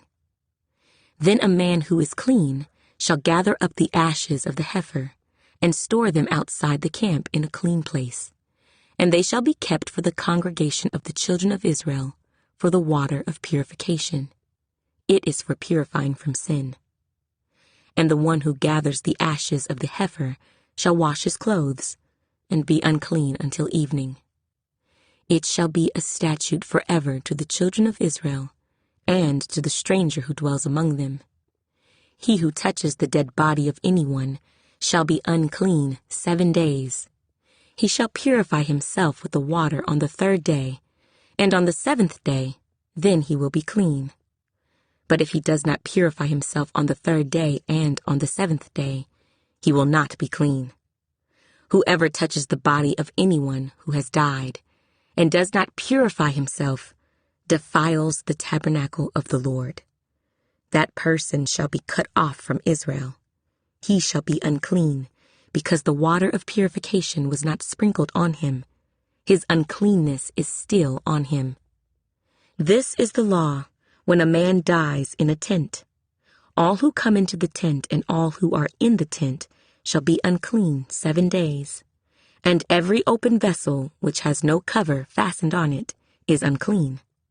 Whoever in the open field touches one who is slain by a sword, or who has died, or a bone of a man, or a grave, shall be unclean 7 days. And for an unclean person, they shall take some of the ashes of the heifer burnt for purification from sin, and running water shall be put on them in a vessel. A clean person shall take hyssop and dip it in the water, sprinkle it on the tent, on all the vessels, on the persons who were there, or on the one who touched a bone, the slain, the dead, or a grave. The clean person shall sprinkle the unclean on the 3rd day and on the 7th day. And on the 7th day he shall purify himself, wash his clothes, and bathe in water, and at evening he shall be clean. But the man who is unclean and does not purify himself, that person shall be cut off from among the assembly, because he has defiled the sanctuary of the Lord. The water of purification has not been sprinkled on him. He is unclean. It shall be a perpetual statute for them.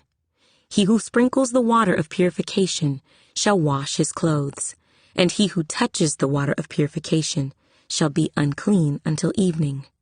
Whatever the unclean person touches shall be unclean, and the person who touches it shall be unclean until evening. Numbers, chapter 20. Then the children of Israel, the whole congregation, came into the wilderness of Zin in the 1st month, and the people stayed in Kadesh, and Miriam died there and was buried there. Now there was no water for the congregation, so they gathered together against Moses and Aaron. And the people contended with Moses and spoke, saying, If only we had died when our brethren died before the Lord. Why have you brought up the assembly of the Lord into this wilderness, that we and our animals should die here? And why have you made us come up out of Egypt to bring us to this evil place? It is not a place of grain or figs or vines or pomegranates, nor is there any water to drink. So Moses and Aaron went from the presence of the assembly to the door of the tabernacle of meeting, and they fell on their faces, and the glory of the Lord appeared to them. Then the Lord spoke to Moses, saying, Take the rod, you and your brother Aaron gather the congregation together. Speak to the rock before their eyes, and it will yield its water. Thus you shall bring water for them out of the rock, and give drink to the congregation and their animals. So Moses took the rod from before the Lord, as he commanded him. And Moses and Aaron gathered the assembly together before the rock, and he said to them, Hear now, you rebels. Must we bring water for you out of this rock? Then Moses lifted his hand and struck the rock twice with his rod, and water came out abundantly, and the congregation and their animals drank. Then the Lord spoke to Moses and Aaron, Because you did not believe me, to hallow me in the eyes of the children of Israel, therefore you shall not bring this assembly into the land which I have given them. This was the water of Meribah, because the children of Israel contended with the Lord, and he was hallowed among them. Now Moses sent messengers from Kadesh to the king of Edom. Thus says your brother Israel, You know all the hardship that has befallen us, how our fathers went down to Egypt, and we dwelt in Egypt a long time, and the Egyptians afflicted us and our fathers. When we cried out to the Lord, he heard our voice and sent the angel and brought us up out of Egypt. Now here we are in Kadesh, a city on the edge of your border. Please let us pass through your country. We will not pass through fields or vineyards, nor will we drink water from wells. We will go along the king's highway. We will not turn aside to the right hand or to the left until we have passed through your territory. Then Edom said to him, You shall not pass through my land, lest I come out against you with the sword. So the children of Israel said to him, We will go by the highway, and if I or my livestock drink any of your water, then I will pay for it. Let me only pass through on foot, nothing more. Then he said, You shall not pass through. So Edom came out against them with many men and with a strong hand. Thus Edom refused to give Israel passage through his territory, so Israel turned away from him. Now the children of Israel, the whole congregation, journeyed from Kadesh and came to Mount Hor. And the Lord spoke to Moses and Aaron in Mount Hor by the border of the land of Edom, saying, Aaron shall be gathered to his people, for he shall not enter the land which I have given to the children of Israel, because you rebelled against my word at the water of Meribah. Take Aaron and Eleazar his son, and bring them up to Mount Hor, and strip Aaron of his garments, and put them on Eleazar his son. For Aaron shall be gathered to his people, and die there. So Moses did just as the Lord commanded, and they went up to Mount Hor in the sight of all the congregation. Moses stripped Aaron of his garments, and put them on Eleazar his son. And Aaron died there, on the top of the mountain. Then Moses and Eleazar came down from the mountain. Now when all the congregation saw that Aaron was dead, all the house of Israel mourned for Aaron 30 days. Numbers, chapter 21. The king of Arad, the Canaanite, who dwelt in the south, heard that Israel was coming on the road to Atharim. Then he fought against Israel and took some of them prisoners. So Israel made a vow to the Lord and said, If you will indeed deliver this people into my hand, then I will utterly destroy their cities. And the Lord listened to the voice of Israel and delivered up the Canaanites, and they utterly destroyed them and their cities. So the name of that place was called Hormah. Then they journeyed from Mount Hor by the way of the Red Sea to go around the land of Edom. And the soul of the people became very discouraged on the way. And the people spoke against God and against Moses. Why have you brought us up out of Egypt to die in the wilderness? For there is no food and no water, and our soul loathes this worthless bread. So the Lord sent fiery serpents among the people, and they bit the people, and many of the people of Israel died. Therefore the people came to Moses and said, We have sinned, for we have spoken against the Lord and against you. Pray to the Lord that he take away the serpents from us. So Moses prayed for the people. Then the Lord said to Moses, Make a fiery serpent and set it on a pole, and it shall be that everyone who is bitten, when he looks at it, shall live. So Moses made a bronze serpent and put it on a pole, and so it was. If a serpent had bitten anyone, when he looked at the bronze serpent, he lived. Now the children of Israel moved on and camped in Oboth. And they journeyed from Oboth and camped at Ijah-Abarim in the wilderness which is east of Moab, toward the sunrise. From there they moved and camped in the valley of Zered. From there they moved and camped on the other side of the Arnon, which is in the wilderness that extends from the border of the Amorites. For the Arnon is the border of Moab, between Moab and the Amorites. Therefore it is said in the book of the wars of the Lord, Waheb in Suphah, the brooks of the Arnon, and the slope of the brooks that reaches to the dwelling of Ar and lies on the border of Moab. From there they went to Beer, which is the well where the Lord said to Moses, "Gather the people together, and I will give them water." Then Israel sang this song, "Spring up, O well, all of you sing to it. The well the leaders sank, dug by the nation's nobles, by the lawgiver with their staves." And from the wilderness they went to Madinah, from Madinah to Nahaliel, from Nahaliel to Bamoth, and from Bamoth in the valley that is in the country of Moab, to the top of Pisgah, which looks down on the wasteland. Then Israel sent messengers to Sihon, king of the Amorites, saying, "Let me pass through your land. We will not turn aside into fields or vineyards. We will not drink water from wells. We will go by the king's highway until we have passed through your territory." But Sihon would not allow Israel to pass through his territory. So Sihon gathered all his people together and went out against Israel in the wilderness.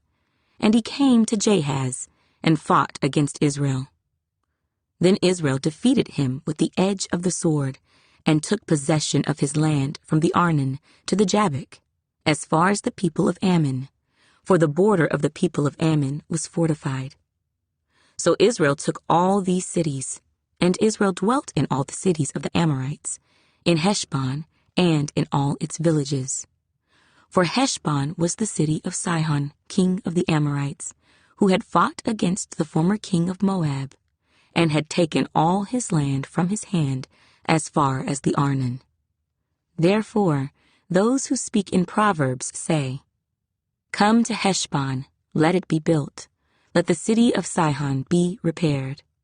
For fire went out from Heshbon, a flame from the city of Sihon. It consumed Ar of Moab, the lords of the heights of the Arnon. Woe to you, Moab! You have perished, O people of Chemosh.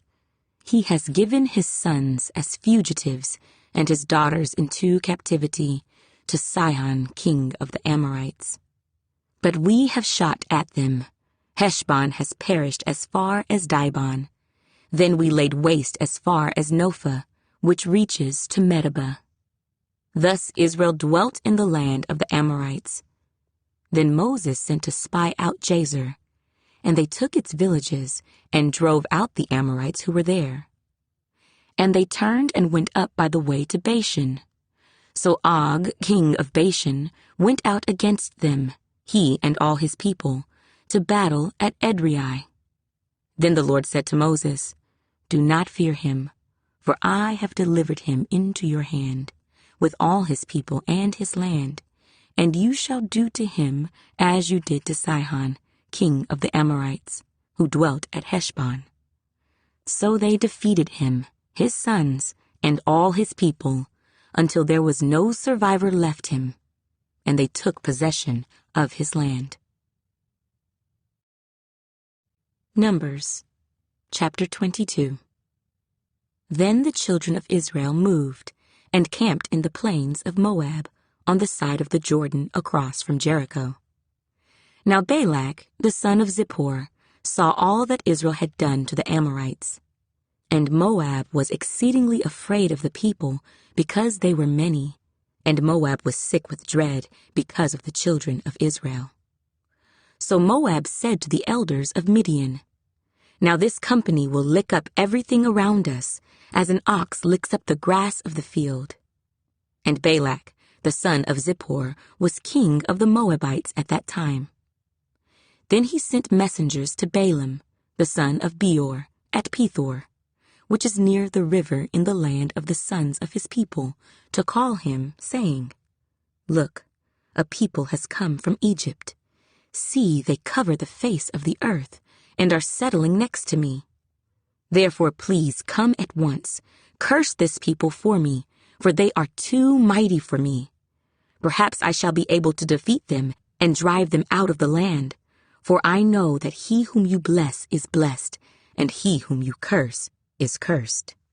So the elders of Moab and the elders of Midian departed with the diviner's fee in their hand, And they came to Balaam and spoke to him the words of Balak. And he said to them, Lodge here tonight, and I will bring back word to you, as the Lord speaks to me. So the princes of Moab stayed with Balaam. Then God came to Balaam and said, Who are these men with you?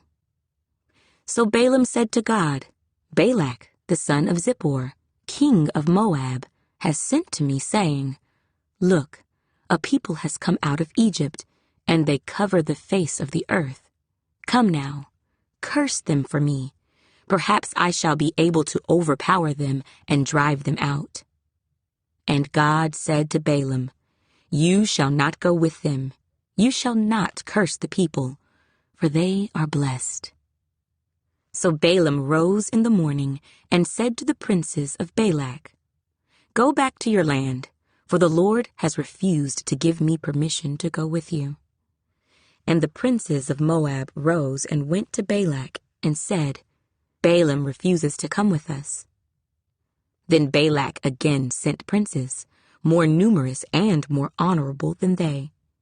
And they came to Balaam and said to him, Thus says Balak the son of Zippor, Please let nothing hinder you from coming to me, for I will certainly honor you greatly, and I will do whatever you say to me. Therefore, please come, curse this people for me.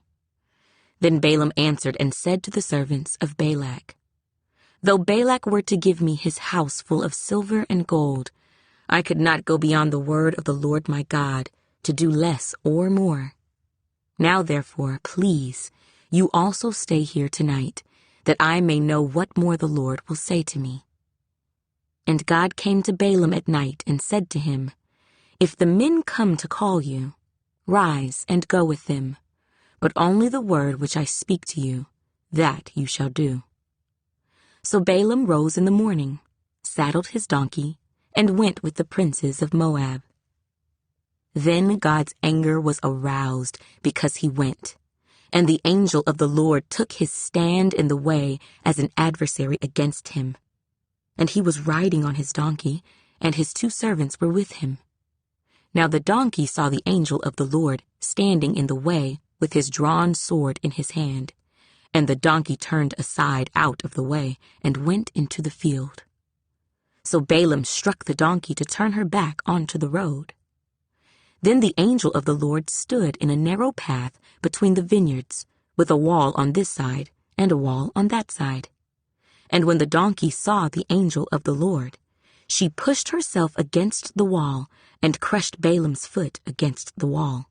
So he struck her again. Then the angel of the Lord went further and stood in a narrow place where there was no way to turn either to the right hand or to the left. And when the donkey saw the angel of the Lord, she lay down under Balaam. So Balaam's anger was aroused, and he struck the donkey with his staff. Then the Lord opened the mouth of the donkey, and she said to Balaam, What have I done to you, that you have struck me these 3 times? And Balaam said to the donkey, Because you have abused me, I wish there were a sword in my hand, for now I would kill you. So the donkey said to Balaam, Am I not your donkey on which you have ridden ever since I became yours to this day? Was I ever disposed to do this to you? And he said, No. Then the Lord opened Balaam's eyes, and he saw the angel of the Lord standing in the way with his drawn sword in his hand. And he bowed his head and fell flat on his face. And the angel of the Lord said to him, Why have you struck your donkey these 3 times? Behold, I have come out to stand against you, because your way is perverse before me. The donkey saw me and turned aside from me these 3 times. If she had not turned aside from me, surely I would also have killed you by now, and let her live. And Balaam said to the angel of the Lord, I have sinned, for I did not know you stood in the way against me. Now therefore, if it displeases you, I will turn back. Then the angel of the Lord said to Balaam, Go with the men, but only the word that I speak to you, that you shall speak. So Balaam went with the princes of Balak. Now when Balak heard that Balaam was coming, he went out to meet him at the city of Moab, which is on the border at the Arnon, the boundary of the territory. Then Balak said to Balaam, "Did I not earnestly send to you, calling for you? Why did you not come to me? Am I not able to honor you?" And Balaam said to Balak, "Look, I have come to you. Now, have I any power at all to say anything? The word that God puts in my mouth, that I must speak." So Balaam went with Balak, and they came to Kirjath-Huzoth. Then Balak offered oxen and sheep, and he sent some to Balaam and to the princes who were with him. So it was, the next day, that Balak took Balaam and brought him up to the high places of Baal, that from there he might observe the extent of the people. Numbers, chapter 23. Then Balaam said to Balak, "Build 7 altars for me here, and prepare for me here 7 bulls and 7 rams." And Balak did just as Balaam had spoken. And Balak and Balaam offered a bull and a ram on each altar. Then Balaam said to Balak, "Stand by your burnt offering, and I will go. Perhaps the Lord will come to meet me, and whatever he shows me, I will tell you." So he went to a desolate height, and God met Balaam, and he said to him, "I have prepared the 7 altars, and I have offered on each altar a bull and a ram." Then the Lord put a word in Balaam's mouth and said, "Return to Balak, and thus you shall speak." So he returned to him, and there he was, standing by his burnt offering, he and all the princes of Moab. And he took up his oracle and said, "Balak, the king of Moab, has brought me from Aram, from the mountains of the east. Come, curse Jacob for me, and come, denounce Israel. How shall I curse whom God has not cursed? And how shall I denounce whom the Lord has not denounced? For from the top of the rocks I see him, and from the hills I behold him. There, a people dwelling alone, not reckoning itself among the nations. Who can count the dust of Jacob, or number 1/4 of Israel? Let me die the death of the righteous, and let my end be like his." Then Balak said to Balaam, "What have you done to me? I took you to curse my enemies, and look, you have blessed them bountifully." So he answered and said, "Must I not take heed to speak what the Lord has put in my mouth?" Then Balak said to him, "Please, come with me to another place from which you may see them. You shall see only the outer part of them, and shall not see them all. Curse them for me from there." So he brought him to the field of Zophim, to the top of Pisgah, and built 7 altars, and offered a bull and a ram on each altar.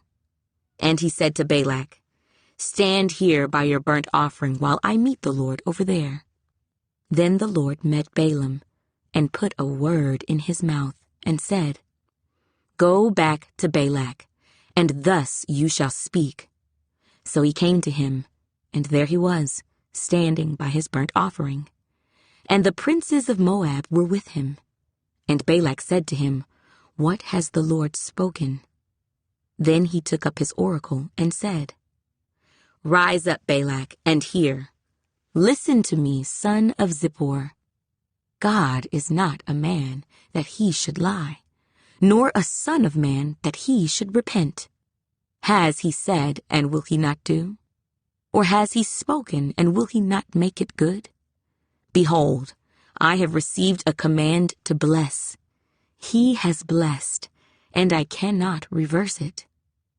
He has not observed iniquity in Jacob, nor has he seen wickedness in Israel.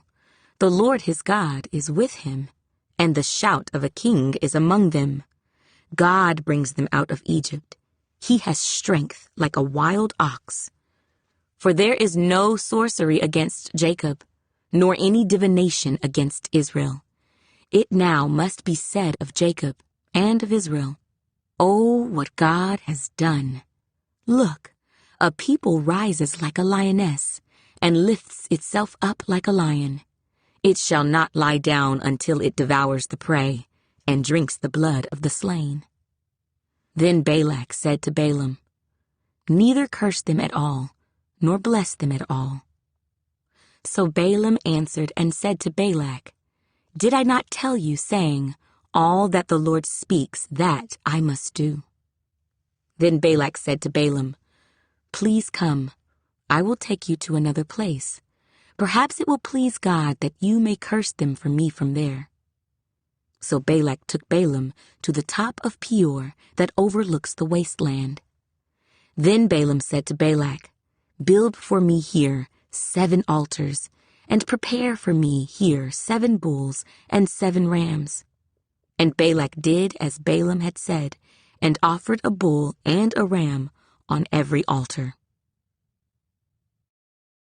Numbers, chapter 24.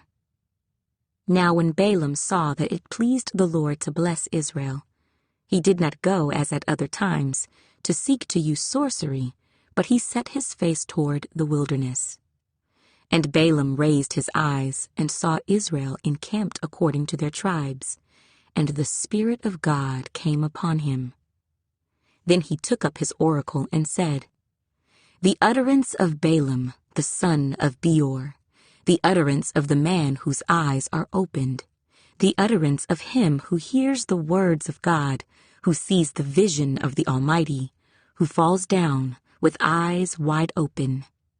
How lovely are your tents, O Jacob, your dwellings, O Israel, like valleys that stretch out, like gardens by the riverside, like aloes planted by the Lord, like cedars beside the waters. He shall pour water from his buckets, and his seed shall be in many waters. His king shall be higher than Agag, and his kingdom shall be exalted. God brings him out of Egypt. He has strength like a wild ox. He shall consume the nations, his enemies. He shall break their bones and pierce them with his arrows. He bows down. He lies down as a lion, and as a lion, who shall rouse him? Blessed is he who blesses you, and cursed is he who curses you. Then Balak's anger was aroused against Balaam, and he struck his hands together, and Balak said to Balaam, I called you to curse my enemies, and look, you have bountifully blessed them these 3 times. Now, therefore, flee to your place. I said I would greatly honor you, but in fact, the Lord has kept you back from honor. So Balaam said to Balak, Did I not also speak to your messengers whom you sent to me, saying, If Balak were to give me his house full of silver and gold, I could not go beyond the word of the Lord, to do good or bad of my own will. What the Lord says, that I must speak. And now, indeed, I am going to my people. Come, I will advise you what this people will do to your people in the latter days. So he took up his oracle and said, The utterance of Balaam, the son of Beor, and the utterance of the man whose eyes are opened, the utterance of him who hears the words of God and has the knowledge of the Most High, who sees the vision of the Almighty, who falls down with eyes wide open. I see him, but not now. I behold him, but not near. A star shall come out of Jacob. A scepter shall rise out of Israel, and batter the brow of Moab, and destroy all the sons of tumult. And Edom shall be a possession. Seir also, his enemies, shall be a possession, while Israel does valiantly. Out of Jacob one shall have dominion, and destroy the remains of the city. Then he looked on Amalek, and he took up his oracle and said, Amalek was first among the nations, but shall be last until he perishes. Then he looked on the Kenites, and he took up his oracle and said, Firm is your dwelling place, and your nest is set in the rock. Nevertheless, Cain shall be burned. How long until Asher carries you away captive?" Then he took up his oracle and said, "Alas, who shall live when God does this? But ships shall come from the coasts of Cyprus, and they shall afflict Asher and afflict Eber, and so shall Amalek until he perishes." So Balaam rose and departed and returned to his place. Balak also went his way. Numbers, chapter 25. Now Israel remained in Acacia Grove, and the people began to commit harlotry with the women of Moab. They invited the people to the sacrifices of their gods, and the people ate and bowed down to their gods. So Israel was joined to Baal of Peor, and the anger of the Lord was aroused against Israel. Then the Lord said to Moses, "Take all the leaders of the people, and hang the offenders before the Lord out in the sun, that the fierce anger of the Lord may turn away from Israel." So Moses said to the judges of Israel, "Every one of you kill his men who were joined to Baal of Peor." And indeed, one of the children of Israel came and presented to his brethren a Midianite woman in the sight of Moses and in the sight of all the congregation of the children of Israel, who were weeping at the door of the tabernacle of meeting. Now when Phinehas, the son of Eleazar, the son of Aaron the priest, saw it, he rose from among the congregation and took a javelin in his hand, and he went after the man of Israel into the tent and thrust both of them through, the man of Israel and the woman through her body. So the plague was stopped among the children of Israel, and those who died in the plague were 24,000. Then the Lord spoke to Moses, saying, "Phinehas, the son of Eleazar, the son of Aaron the priest, has turned back my wrath from the children of Israel, because he was zealous with my zeal among them, so that I did not consume the children of Israel in my zeal. Therefore say, Behold, I give to him my covenant of peace, and it shall be to him and his descendants after him a covenant of an everlasting priesthood, because he was zealous for his God, and made atonement for the children of Israel." Now the name of the Israelite who was killed with the Midianite woman, was Zimri, the son of Salu, a leader of a father's house among the Simeonites. And the name of the Midianite woman who was killed was Cosbi, the daughter of Zur. He was head of the people of a father's house in Midian. Then the Lord spoke to Moses, saying, "Harass the Midianites and attack them, for they harassed you with their schemes by which they seduced you in the matter of Peor and in the matter of Cosbi, the daughter of a leader of Midian, their sister, who was killed in the day of the plague because of Peor." Numbers, chapter 26.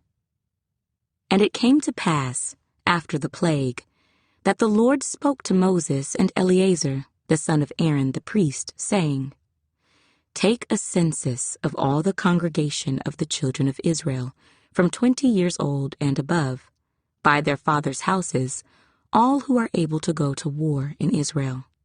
So Moses and Eleazar the priest spoke with them in the plains of Moab by the Jordan, across from Jericho, saying, "Take a census of the people from 20 years old and above, just as the Lord commanded Moses and the children of Israel who came out of the land of Egypt." Reuben was the firstborn of Israel. The children of Reuben were, of Hanok, the family of the Hanokites; of Pallu, the family of the Palluites; of Hezron, the family of the Hezronites; of Carmi, the family of the Carmites. These are the families of the Reubenites. Those who were numbered of them were 43,730. And the son of Pallu was Eliab. The sons of Eliab were Nemuel, Dathan, and Abiram.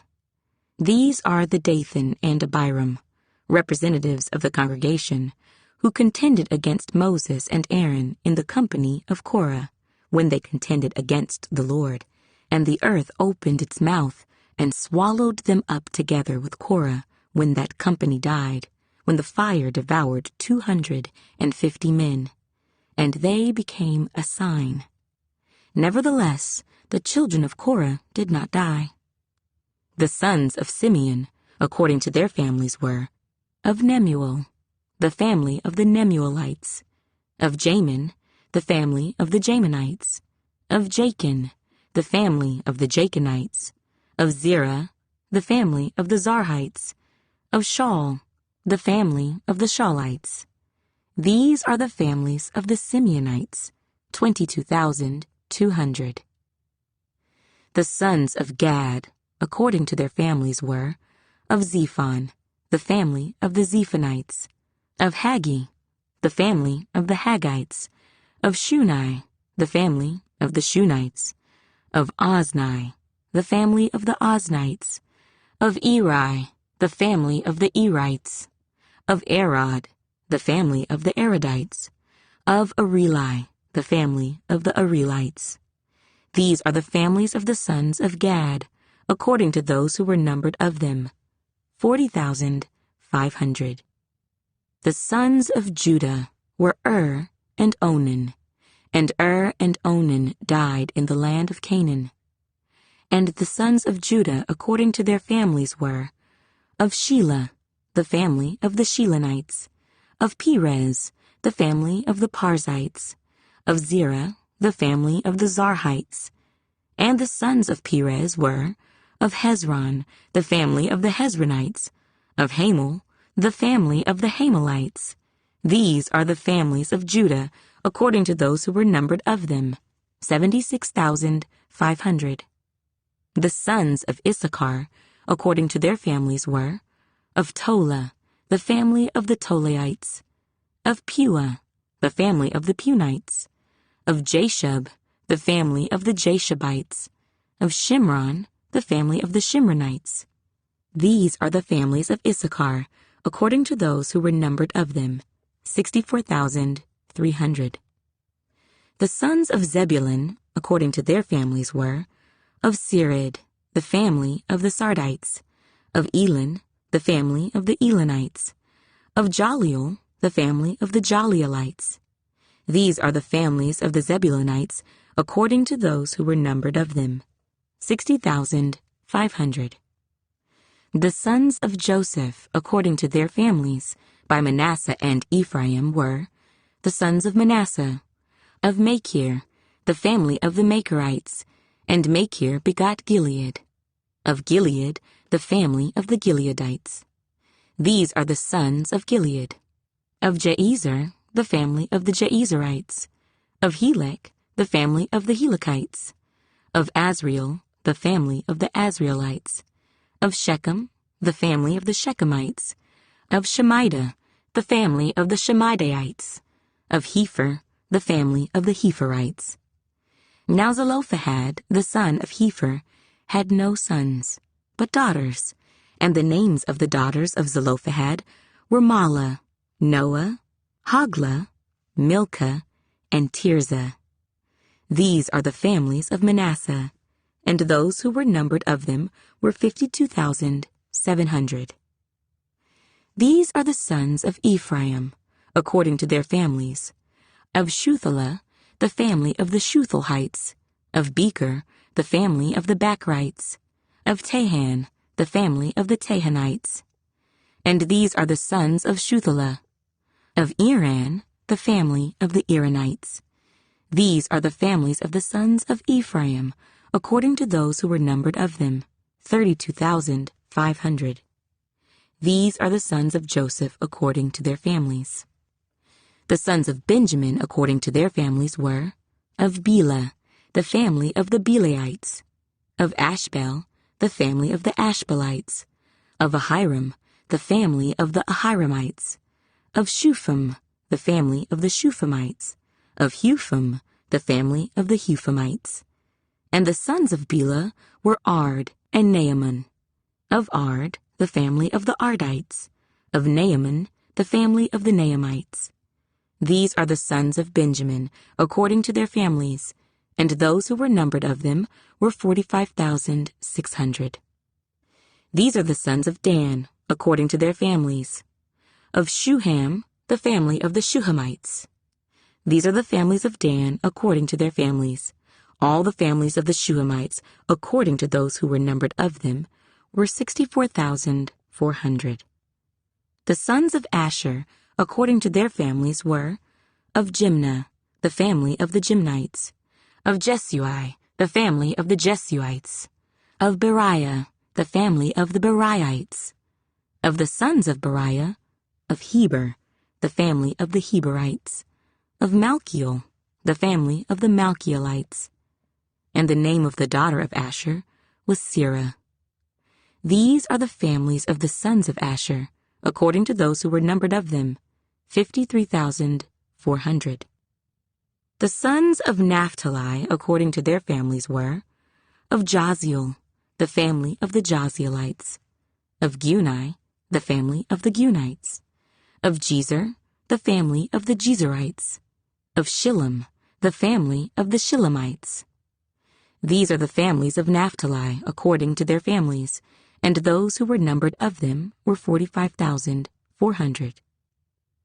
These are those who were numbered of the children of Israel, 601,730. Then the Lord spoke to Moses, saying, To these the land shall be divided as an inheritance, according to the number of names. To a large tribe you shall give a larger inheritance, and to a small tribe you shall give a smaller inheritance. Each shall be given its inheritance according to those who were numbered of them. But the land shall be divided by lot. They shall inherit according to the names of the tribes of their fathers. According to the lot, their inheritance shall be divided between the larger and the smaller. And these are those who were numbered of the Levites, according to their families. Of Gershon, the family of the Gershonites. Of Kohath, the family of the Kohathites. Of Merari, the family of the Merarites. These are the families of the Levites. The family of the Libnites, the family of the Hebronites, the family of the Malites, the family of the Mushites, and the family of the Korathites. And Kohath begot Amram. The name of Amram's wife was Jochebed, the daughter of Levi, who was born to Levi in Egypt. And to Amram she bore Aaron and Moses and their sister Miriam. To Aaron were born Nadab and Abihu, Eleazar and Ithamar. And Nadab and Abihu died when they offered profane fire before the Lord. Now those who were numbered of them were 23,000, every male from a month old and above. For they were not numbered among the other children of Israel, because there was no inheritance given to them among the children of Israel. These are those who were numbered by Moses and Eleazar the priest, who numbered the children of Israel in the plains of Moab by the Jordan, across from Jericho. But among these there was not a man of those who were numbered by Moses and Aaron the priest, when they numbered the children of Israel in the wilderness of Sinai. For the Lord had said of them, They shall surely die in the wilderness.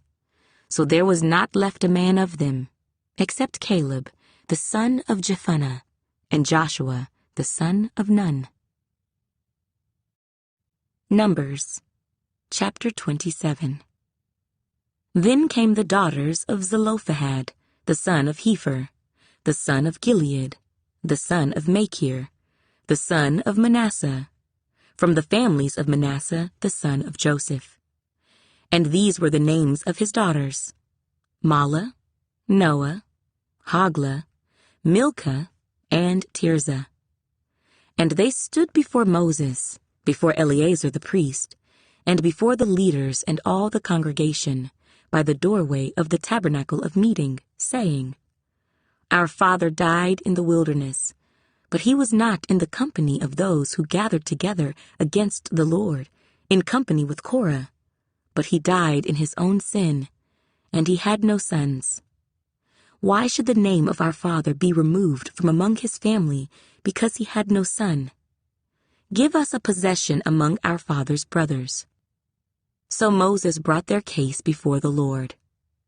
And the Lord spoke to Moses, saying, The daughters of Zelophehad speak what is right. You shall surely give them a possession of inheritance among their father's brothers, and cause the inheritance of their father to pass to them. And you shall speak to the children of Israel, saying, If a man dies and has no son, then you shall cause his inheritance to pass to his daughter. If he has no daughter, then you shall give his inheritance to his brothers. If he has no brothers, then you shall give his inheritance to his father's brothers. And if his father has no brothers, then you shall give his inheritance to the relative closest to him in his family, and he shall possess it. And it shall be to the children of Israel a statute of judgment, just as the Lord commanded Moses. Now the Lord said to Moses, Go up into this Mount Abarim, and see the land which I have given to the children of Israel. And when you have seen it, you also shall be gathered to your people, as Aaron your brother was gathered. For in the wilderness of Zin, during the strife of the congregation, you rebelled against my command to hallow me at the waters before their eyes. These are the waters of Meribah, at Kadesh in the wilderness of Zin. Then Moses spoke to the Lord, saying, Let the Lord, the God of the spirits of all flesh, set a man over the congregation, who may go out before them and go in before them, who may lead them out and bring them in, that the congregation of the Lord may not be like sheep which have no shepherd. And the Lord said to Moses, Take Joshua, the son of Nun, with you, a man in whom is the Spirit, and lay your hand on him. Set him before Eleazar the priest, and before all the congregation, and inaugurate him in their sight. And you shall give some of your authority to him, that all the congregation of the children of Israel may be obedient. He shall stand before Eleazar the priest, who shall inquire before the Lord for him by the judgment of the Urim. At his word they shall go out, and at his word they shall come in, he and all the children of Israel with him, all the congregation. So Moses did as the Lord commanded him. He took Joshua and set him before Eleazar the priest, and before all the congregation. And he laid his hands on him, and inaugurated him, just as the Lord commanded by the hand of Moses. Numbers, chapter 28. Now the Lord spoke to Moses, saying, Command the children of Israel, and say to them, My offering, my food for my offerings made by fire as a sweet aroma to me, you shall be careful to offer to me at their appointed time. And you shall say to them, This is the offering made by fire which you shall offer to the Lord. 2 male lambs in their first year without blemish, day by day, as a regular burnt offering. The one lamb you shall offer in the morning. The other lamb you shall offer in the evening. And 1/10 of an ephah of fine flour as a grain offering, mixed with 1/4 of a hin of pressed oil. It is a regular burnt offering which was ordained at Mount Sinai for a sweet aroma, an offering made by fire to the Lord. And its drink offering shall be 1/4 of a hin for each lamb. In a holy place you shall pour out the drink to the Lord as an offering. The other lamb you shall offer in the evening. As the morning grain offering and its drink offering, you shall offer it as an offering made by fire, a sweet aroma to the Lord. And on the Sabbath day, 2 lambs in their first year, without blemish, and 2/10 of an ephah of fine flour as a grain offering, mixed with oil, with its drink offering. This is the burnt offering for every Sabbath, besides the regular burnt offering with its drink offering.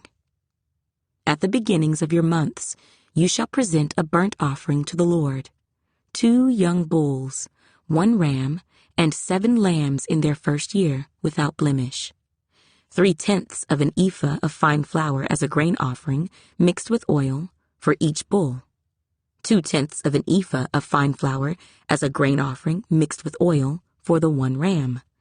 And 1/10 of an ephah of fine flour, mixed with oil, as a grain offering for each lamb, as a burnt offering of sweet aroma, an offering made by fire to the Lord.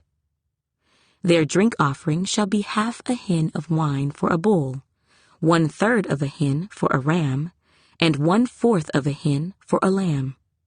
This is the burnt offering for each month throughout the months of the year. Also, 1 kid of the goats as a sin offering to the Lord shall be offered, besides the regular burnt offering and its drink offering. On the 14th day of the first month is the Passover of the Lord, and on the 15th day of this month is the feast. Unleavened bread shall be eaten for 7 days. On the first day you shall have a holy convocation. You shall do no customary work, and you shall present an offering made by fire as a burnt offering to the Lord, 2 young bulls, 1 ram, and 7 lambs in their first year. Be sure they are without blemish. Their grain offering shall be of fine flour mixed with oil. 3/10 of an ephah you shall offer for a bull, and 2/10 for a ram. You shall offer 1/10 of an ephah for each of the 7 lambs. Also, 1 goat as a sin offering to make atonement for you.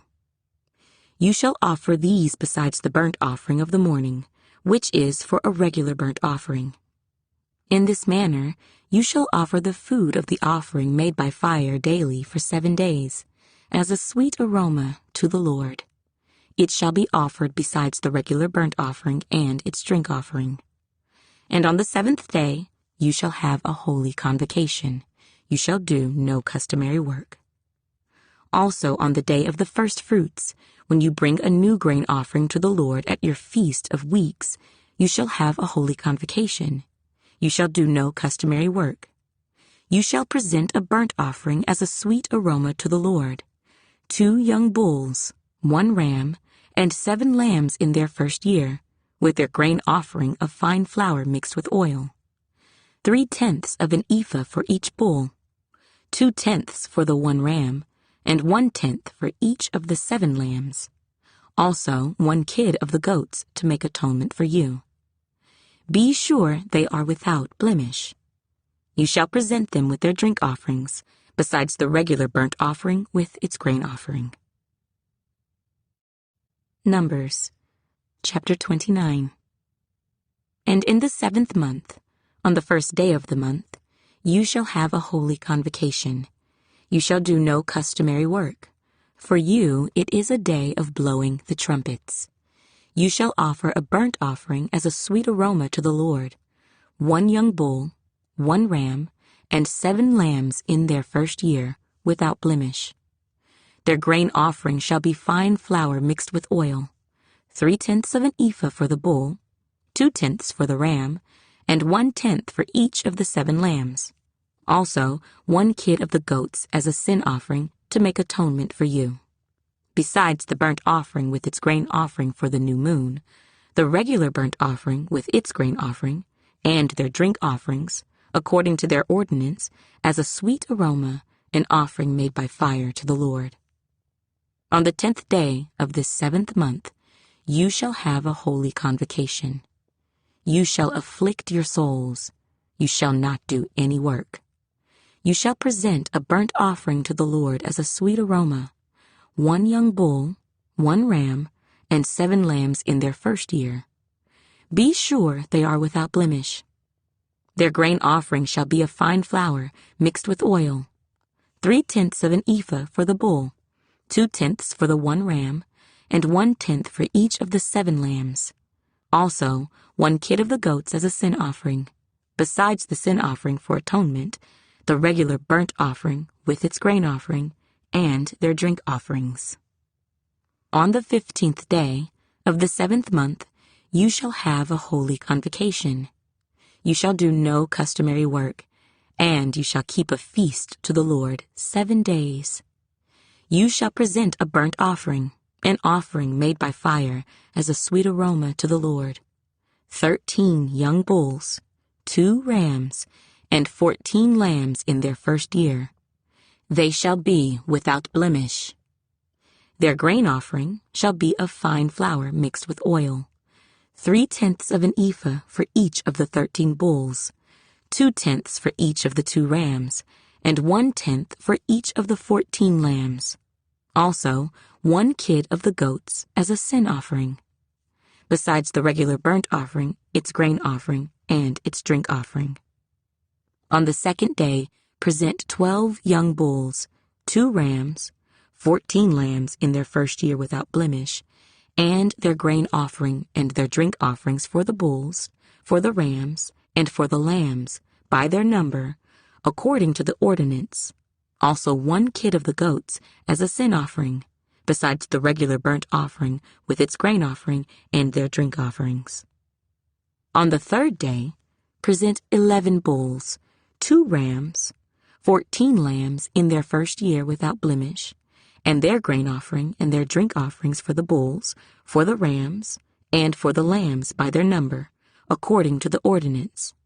Also, 1 goat as a sin offering, besides the regular burnt offering, its grain offering, and its drink offering. On the 4th day, present 10 bulls, 2 rams, and 14 lambs in their first year, without blemish, and their grain offering and their drink offerings for the bulls, for the rams, and for the lambs, by their number, according to the ordinance. Also 1 kid of the goats as a sin offering, besides the regular burnt offering, its grain offering, and its drink offering. On the 5th day, present 9 bulls, 2 rams, and 14 lambs in their first year without blemish, and their grain offering and their drink offerings for the bulls, for the rams, and for the lambs, by their number, according to the ordinance. Also 1 goat as a sin offering, besides the regular burnt offering, its grain offering, and its drink offering. On the 6th day, present 8 bulls, 2 rams, and 14 lambs in their first year without blemish, and their grain offering and their drink offerings for the bulls, for the rams, and for the lambs, by their number, according to the ordinance. Also 1 goat as a sin offering, besides the regular burnt offering, its grain offering, and its drink offering. On the 7th day, present 7 bulls, 2 rams, and 14 lambs in their first year without blemish, and their grain offering and their drink offerings for the bulls, for the rams, and for the lambs, by their number according to the ordinance. Also 1 goat as a sin offering, besides the regular burnt offering, its grain offering, and its drink offering. On the 8th day, you shall have a sacred assembly. You shall do no customary work. You shall present a burnt offering, an offering made by fire, as a sweet aroma to the Lord. 1 bull, 1 ram, 7 lambs in their first year without blemish, and their grain offering and their drink offerings for the bull, for the ram, and for the lambs, by their number, according to the ordinance. Also 1 goat as a sin offering, besides the regular burnt offering, its grain offering, and its drink offering. These you shall present to the Lord at your appointed feasts, besides your vowed offerings and your freewill offerings, as your burnt offerings and your grain offerings, as your drink offerings and your peace offerings. So Moses told the children of Israel everything, just as the Lord commanded Moses. Numbers, chapter 30. Then Moses spoke to the heads of the tribes concerning the children of Israel, saying, This is the thing which the Lord has commanded. If a man makes a vow to the Lord, or swears an oath to bind himself by some agreement, he shall not break his word. He shall do according to all that proceeds out of his mouth. Or if a woman makes a vow to the Lord, and binds herself by some agreement while in her father's house in her youth, and her father hears her vow and the agreement by which she has bound herself, and her father holds his peace, then all her vows shall stand, and every agreement with which she has bound herself shall stand.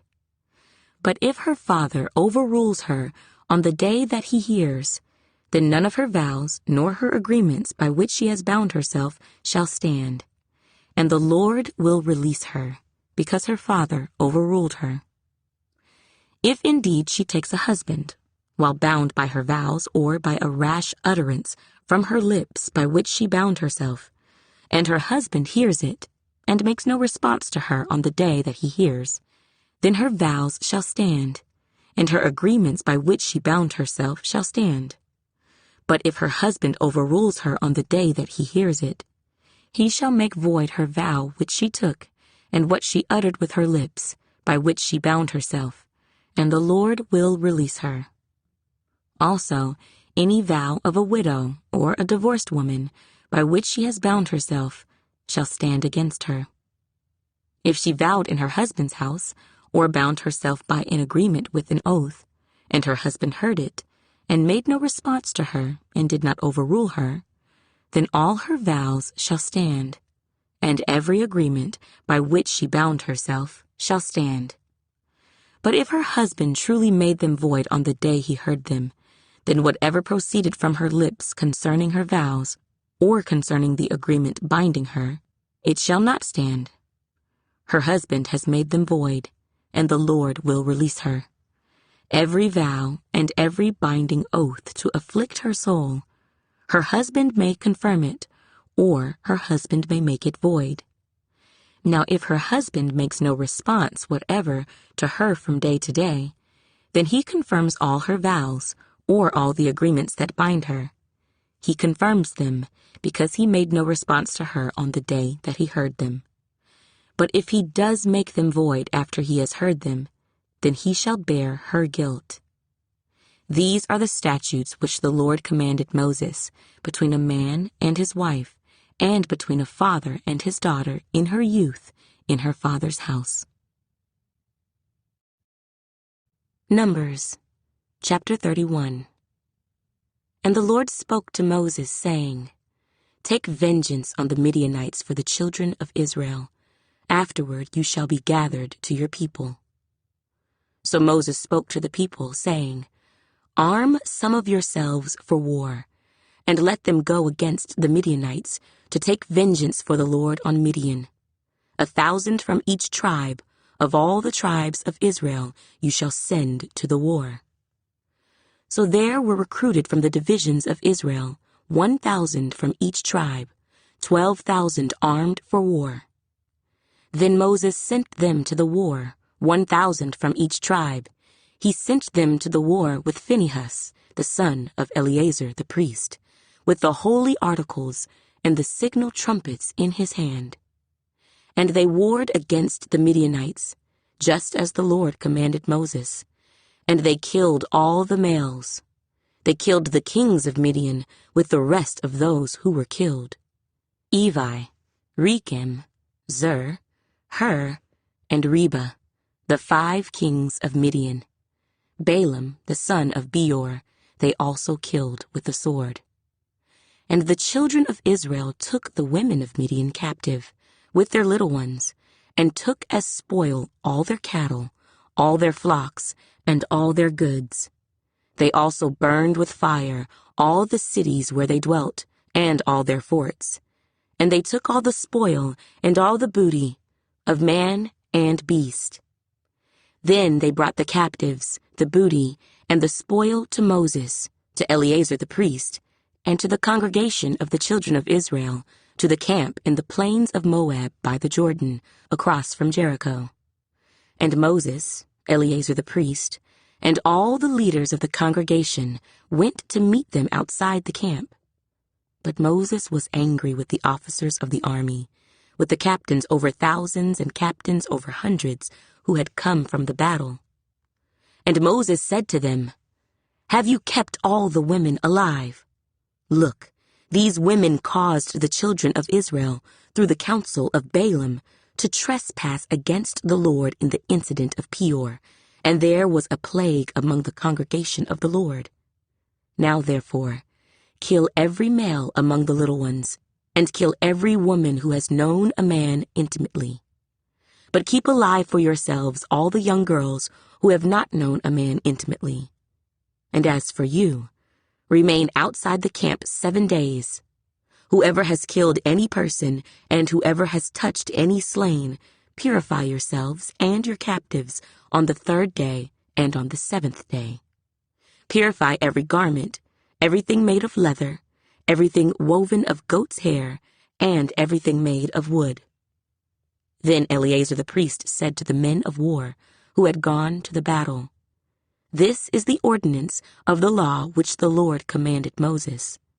Only the gold, the silver, the bronze, the iron, the tin, and the lead, everything that can endure fire, you shall put through the fire, and it shall be clean, and it shall be purified with the water of purification.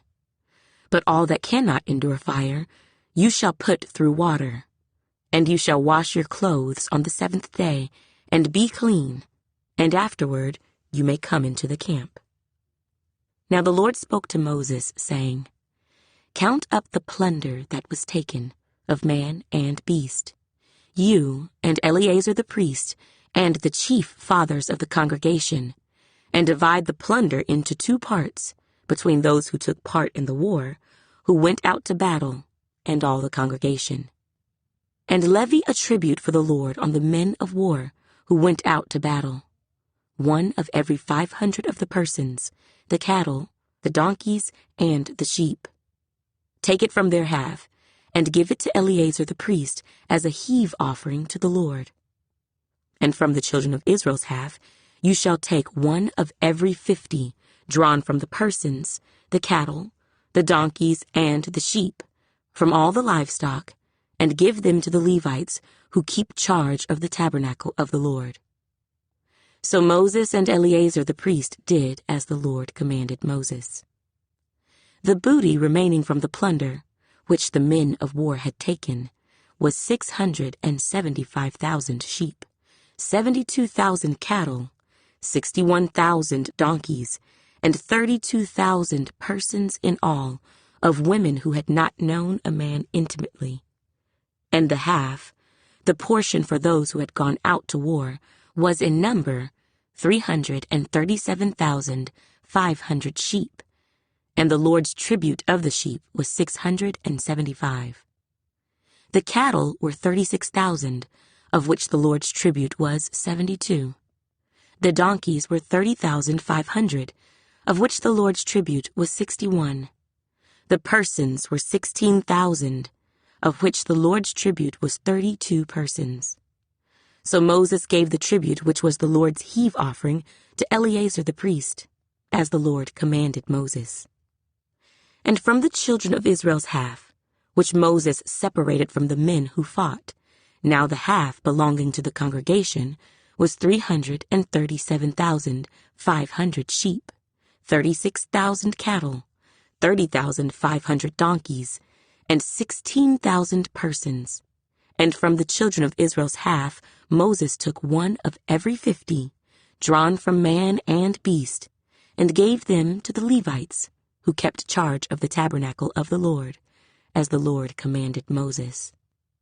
Then the officers who were over thousands of the army, the captains of thousands, and captains of hundreds, came near to Moses. And they said to Moses, "Your servants have taken account of the men of war who are under our command, and not a man of us is missing. Therefore we have brought an offering for the Lord, what every man found of ornaments of gold, armlets and bracelets, and signet rings and earrings and necklaces, to make atonement for ourselves before the Lord." So Moses and Eleazar the priest received the gold from them, all the fashioned ornaments, and all the gold of the offering that they offered to the Lord, from the captains of thousands and captains of hundreds, was 16,750 shekels. The men of war had taken spoil, every man for himself, and Moses and Eleazar the priest received the gold from the captains of thousands and of hundreds, and brought it into the tabernacle of meeting, as a memorial for the children of Israel before the Lord. Numbers, chapter 32.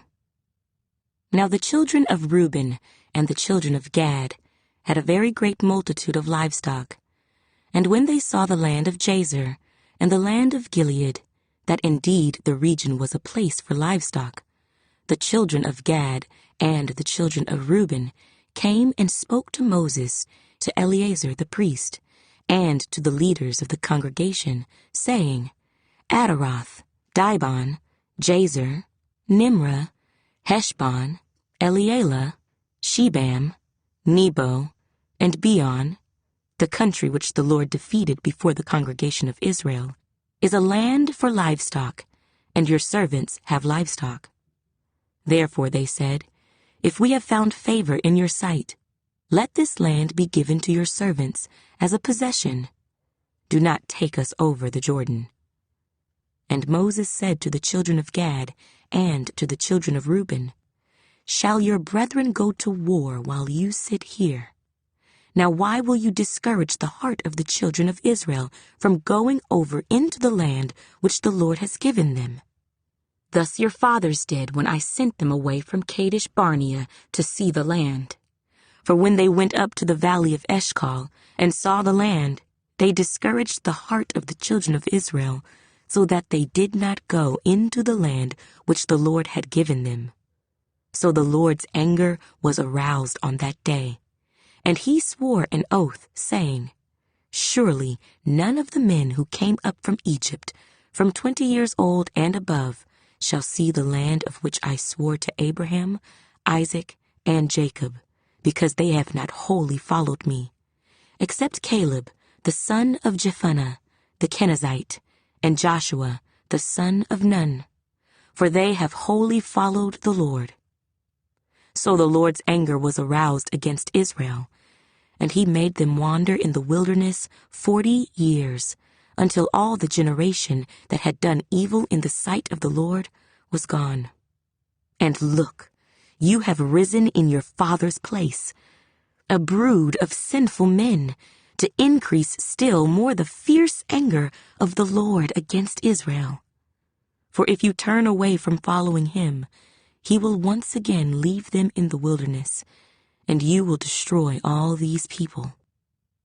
Then they came near to him and said, We will build sheepfolds here for our livestock, and cities for our little ones, but we ourselves will be armed, ready to go before the children of Israel until we have brought them to their place, and our little ones will dwell in the fortified cities because of the inhabitants of the land. We will not return to our homes until every one of the children of Israel has received his inheritance, for we will not inherit with them on the other side of the Jordan and beyond, because our inheritance has fallen to us on this eastern side of the Jordan. Then Moses said to them, If you do this thing, if you arm yourselves before the Lord for the war, and all your armed men cross over the Jordan before the Lord until he has driven out his enemies from before him, and the land is subdued before the Lord, then afterward you may return and be blameless before the Lord and before Israel. And this land shall be your possession before the Lord. But if you do not do so, then take note, you have sinned against the Lord, and be sure your sin will find you out. Build cities for your little ones and folds for your sheep, and do what has proceeded out of your mouth. And the children of Gad and the children of Reuben spoke to Moses, saying, Your servants will do as my Lord commands. Our little ones, our wives, our flocks, and all our livestock will be there in the cities of Gilead. But your servants will cross over, every man armed for war, before the Lord to battle, just as my Lord says. So Moses gave command concerning them to Eleazar the priest, to Joshua, the son of Nun, and to the chief fathers of the tribes of the children of Israel. And Moses said to them, If the children of Gad and the children of Reuben cross over the Jordan with you, every man armed for battle before the Lord, and the land is subdued before you, then you shall give them the land of Gilead as a possession. But if they do not cross over armed with you, they shall have possessions among you in the land of Canaan. Then the children of Gad and the children of Reuben answered, saying, As the Lord has said to your servants, so we will do.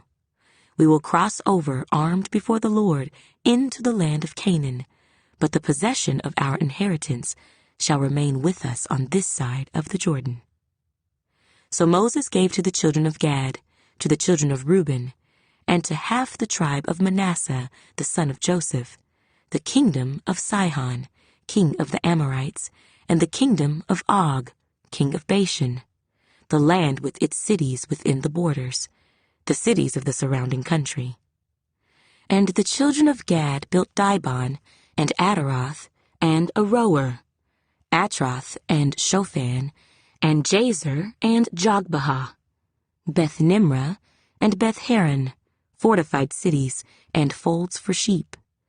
And the children of Reuben built Heshbon, and Elealeh, and Kirjathaim, Nebo, and Baal-meon, their names being changed, and Shibmah, and they gave other names to the cities which they built. And the children of Machir, the son of Manasseh, went to Gilead and took it, and dispossessed the Amorites who were in it. So Moses gave Gilead to Machir, the son of Manasseh, and he dwelt in it. Also Jair, the son of Manasseh, went and took its small towns, and called them Havoth Jair. Then Noba went and took Kenath, and its villages, and he called it Noba, after his own name. Numbers, chapter 33. These are the journeys of the children of Israel, who went out of the land of Egypt by their armies, under the hand of Moses and Aaron. Now Moses wrote down the starting points of their journeys at the command of the Lord, and these are their journeys according to their starting points. They departed from Ramesses in the 1st month, on the 15th day of the 1st month. On the day after the Passover, the children of Israel went out with boldness in the sight of all the Egyptians. For the Egyptians were burying all their firstborn, whom the Lord had killed among them. Also, on their gods, the Lord had executed judgments. Then the children of Israel moved from Ramesses and camped at Succoth. They departed from Succoth and camped at Etham, which is on the edge of the wilderness. They moved from Etham and turned back to Pi-hahiroth, which is east of Baal-zephon, and they camped near Migdol. They departed from before Hahiroth, and passed through the midst of the sea into the wilderness, went 3 days' journey in the wilderness of Etham, and camped at Marah.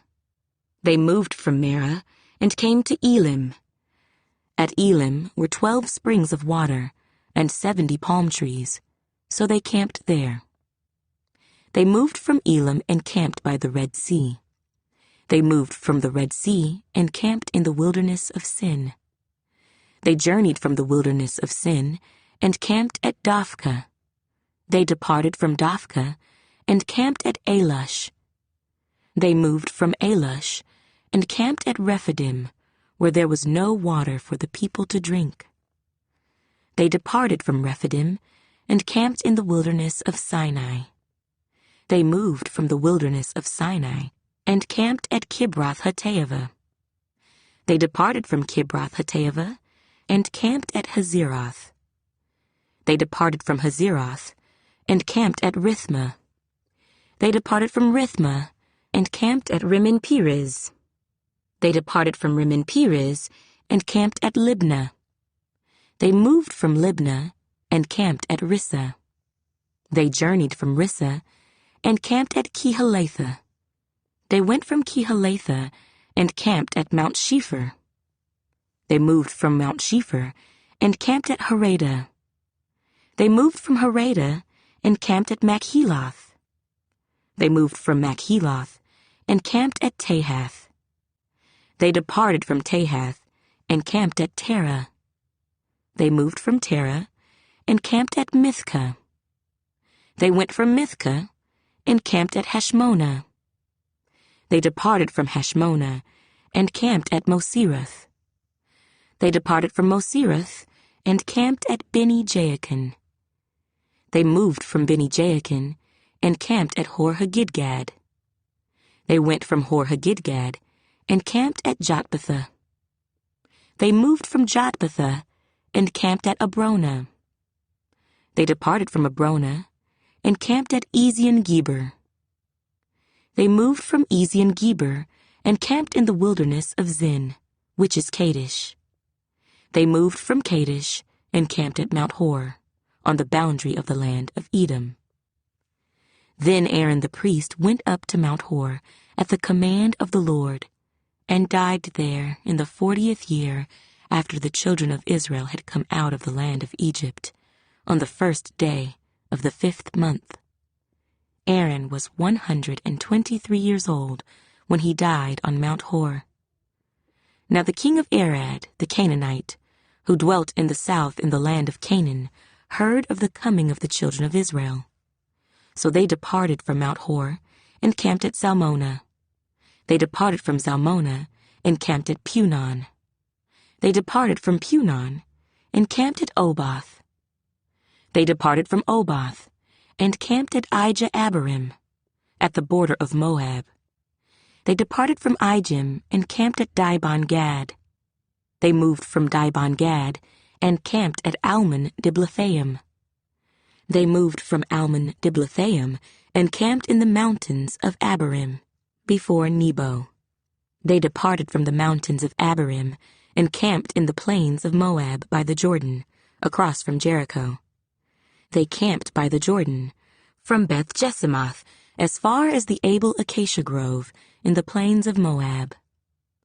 Now the Lord spoke to Moses in the plains of Moab by the Jordan, across from Jericho, saying, "Speak to the children of Israel, and say to them, When you have crossed the Jordan into the land of Canaan, then you shall drive out all the inhabitants of the land from before you.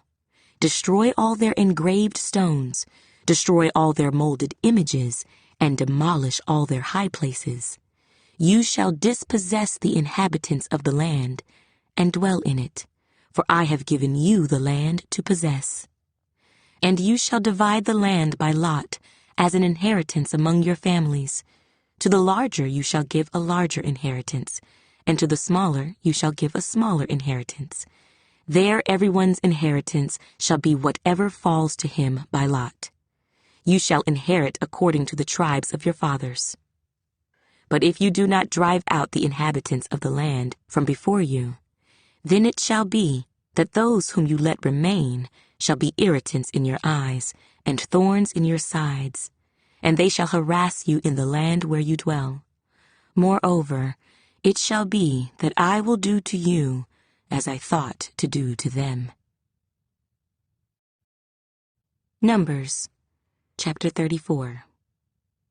Then the Lord spoke to Moses, saying, "Command the children of Israel and say to them, When you come into the land of Canaan, this is the land that shall fall to you as an inheritance, the land of Canaan to its boundaries. Your southern border shall be from the wilderness of Zin, along the border of Edom. Then your southern border shall extend eastward to the end of the Salt Sea. Your border shall turn from the southern side of the ascent of Akrabim, continue to Zin, and be on the south of Kadesh Barnea. Then it shall go on to Hazer Adar, and continue to Asmon. The border shall turn from Asmon to the brook of Egypt, and it shall end at the sea. As for the western border, you shall have the great sea for a border. This shall be your western border. And this shall be your northern border. From the great sea you shall mark out your border line to Mount Hor. From Mount Hor you shall mark out your border to the entrance of Hamath. Then the direction of the border shall be toward Zedad. The border shall proceed to Ziphron, and it shall end at Hazer Enon. This shall be your northern border. You shall mark out your eastern border from Hazer Enon to Shepham. The border shall go down from Shepham to Riblah on the east side of Ain. The border shall go down and reach to the eastern side of the Sea of Kinnereth. The border shall go down along the Jordan, and it shall end at the Salt Sea. This shall be your land with its surrounding boundaries. Then Moses commanded the children of Israel, saying, This is the land which you shall inherit by lot, which the Lord has commanded to give to the 9 tribes and to the half-tribe, for the tribe of the children of Reuben, according to the house of their fathers, and the tribe of the children of Gad, according to the house of their fathers, have received their inheritance, and the half-tribe of Manasseh has received its inheritance. The 2 tribes and the half-tribe have received their inheritance on this side of the Jordan, across from Jericho eastward, toward the sunrise. And the Lord spoke to Moses, saying, These are the names of the men who shall divide the land among you as an inheritance: Eleazar the priest, and Joshua the son of Nun. And you shall take 1 leader of every tribe to divide the land for the inheritance. These are the names of the men: from the tribe of Judah, Caleb the son of Jephunneh; from the tribe of the children of Simeon, Shemuel the son of Ammihud; from the tribe of Benjamin, Elidad the son of Kislon; a leader from the tribe of the children of Dan, Buckai the son of Joglai; from the sons of Joseph, a leader from the tribe of the children of Manasseh, Haniel the son of Ephod; and a leader from the tribe of the children of Ephraim, Kemuel the son of Shiftan; a leader from the tribe of the children of Zebulun, Elizaphan the son of Parnak; a leader from the tribe of the children of Issachar, Paltiel the son of Azan; a leader from the tribe of the children of Asher, Ahihud the son of Shalomai; and a leader from the tribe of the children of Naphtali, Pedahel the son of Ammihud. These are the ones the Lord commanded to divide the inheritance among the children of Israel in the land of Canaan. Numbers, chapter 35. And the Lord spoke to Moses in the plains of Moab by the Jordan across from Jericho, saying, Command the children of Israel that they give the Levites cities to dwell in from the inheritance of their possession, and you shall also give the Levites common land around the cities. They shall have the cities to dwell in, and their common land shall be for their cattle, for their herds, and for all their animals.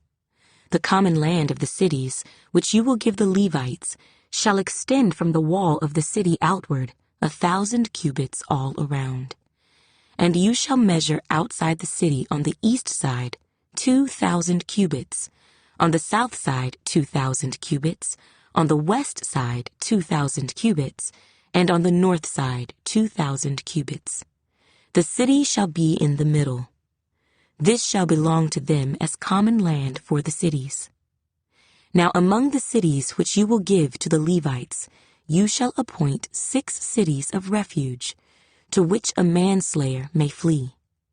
And to these you shall add 42 cities. So all the cities you will give to the Levites shall be 48. These you shall give with their common land. And the cities which you will give shall be from the possession of the children of Israel. From the larger tribe you shall give many. From the smaller you shall give few. Each shall give some of its cities to the Levites, in proportion to the inheritance that each receives. Then the Lord spoke to Moses, saying, Speak to the children of Israel, and say to them, When you cross the Jordan into the land of Canaan, then you shall appoint cities to be cities of refuge for you, that the manslayer who kills any person accidentally may flee there. They shall be cities of refuge for you from the avenger, that the manslayer may not die until he stands before the congregation in judgment. And of the cities which you give, you shall have 6 cities of refuge. You shall appoint 3 cities on this side of the Jordan, and 3 cities you shall appoint in the land of Canaan, which will be cities of refuge. These 6 cities shall be for refuge for the children of Israel, for the stranger, and for the sojourner among them, that anyone who kills a person accidentally may flee there. But if he strikes him with an iron implement, so that he dies, he is a murderer. The murderer shall surely be put to death. And if he strikes him with a stone in the hand, by which one could die, and he does die, he is a murderer. The murderer shall surely be put to death. Or if he strikes him with a wooden hand weapon, by which one could die, and he does die, he is a murderer. The murderer shall surely be put to death. The avenger of blood himself shall put the murderer to death. When he meets him, he shall put him to death. If he pushes him out of hatred or, while lying in wait, hurls something at him so that he dies, or in enmity he strikes him with his hand so that he dies, the one who struck him shall surely be put to death. He is a murderer.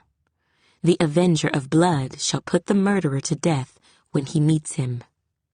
However, if he pushes him suddenly without enmity, or throws anything at him without lying in wait, or uses a stone by which a man could die, throwing it at him without seeing him, so that he dies while he was not his enemy or seeking his harm, then the congregation shall judge between the manslayer and the avenger of blood according to these judgments.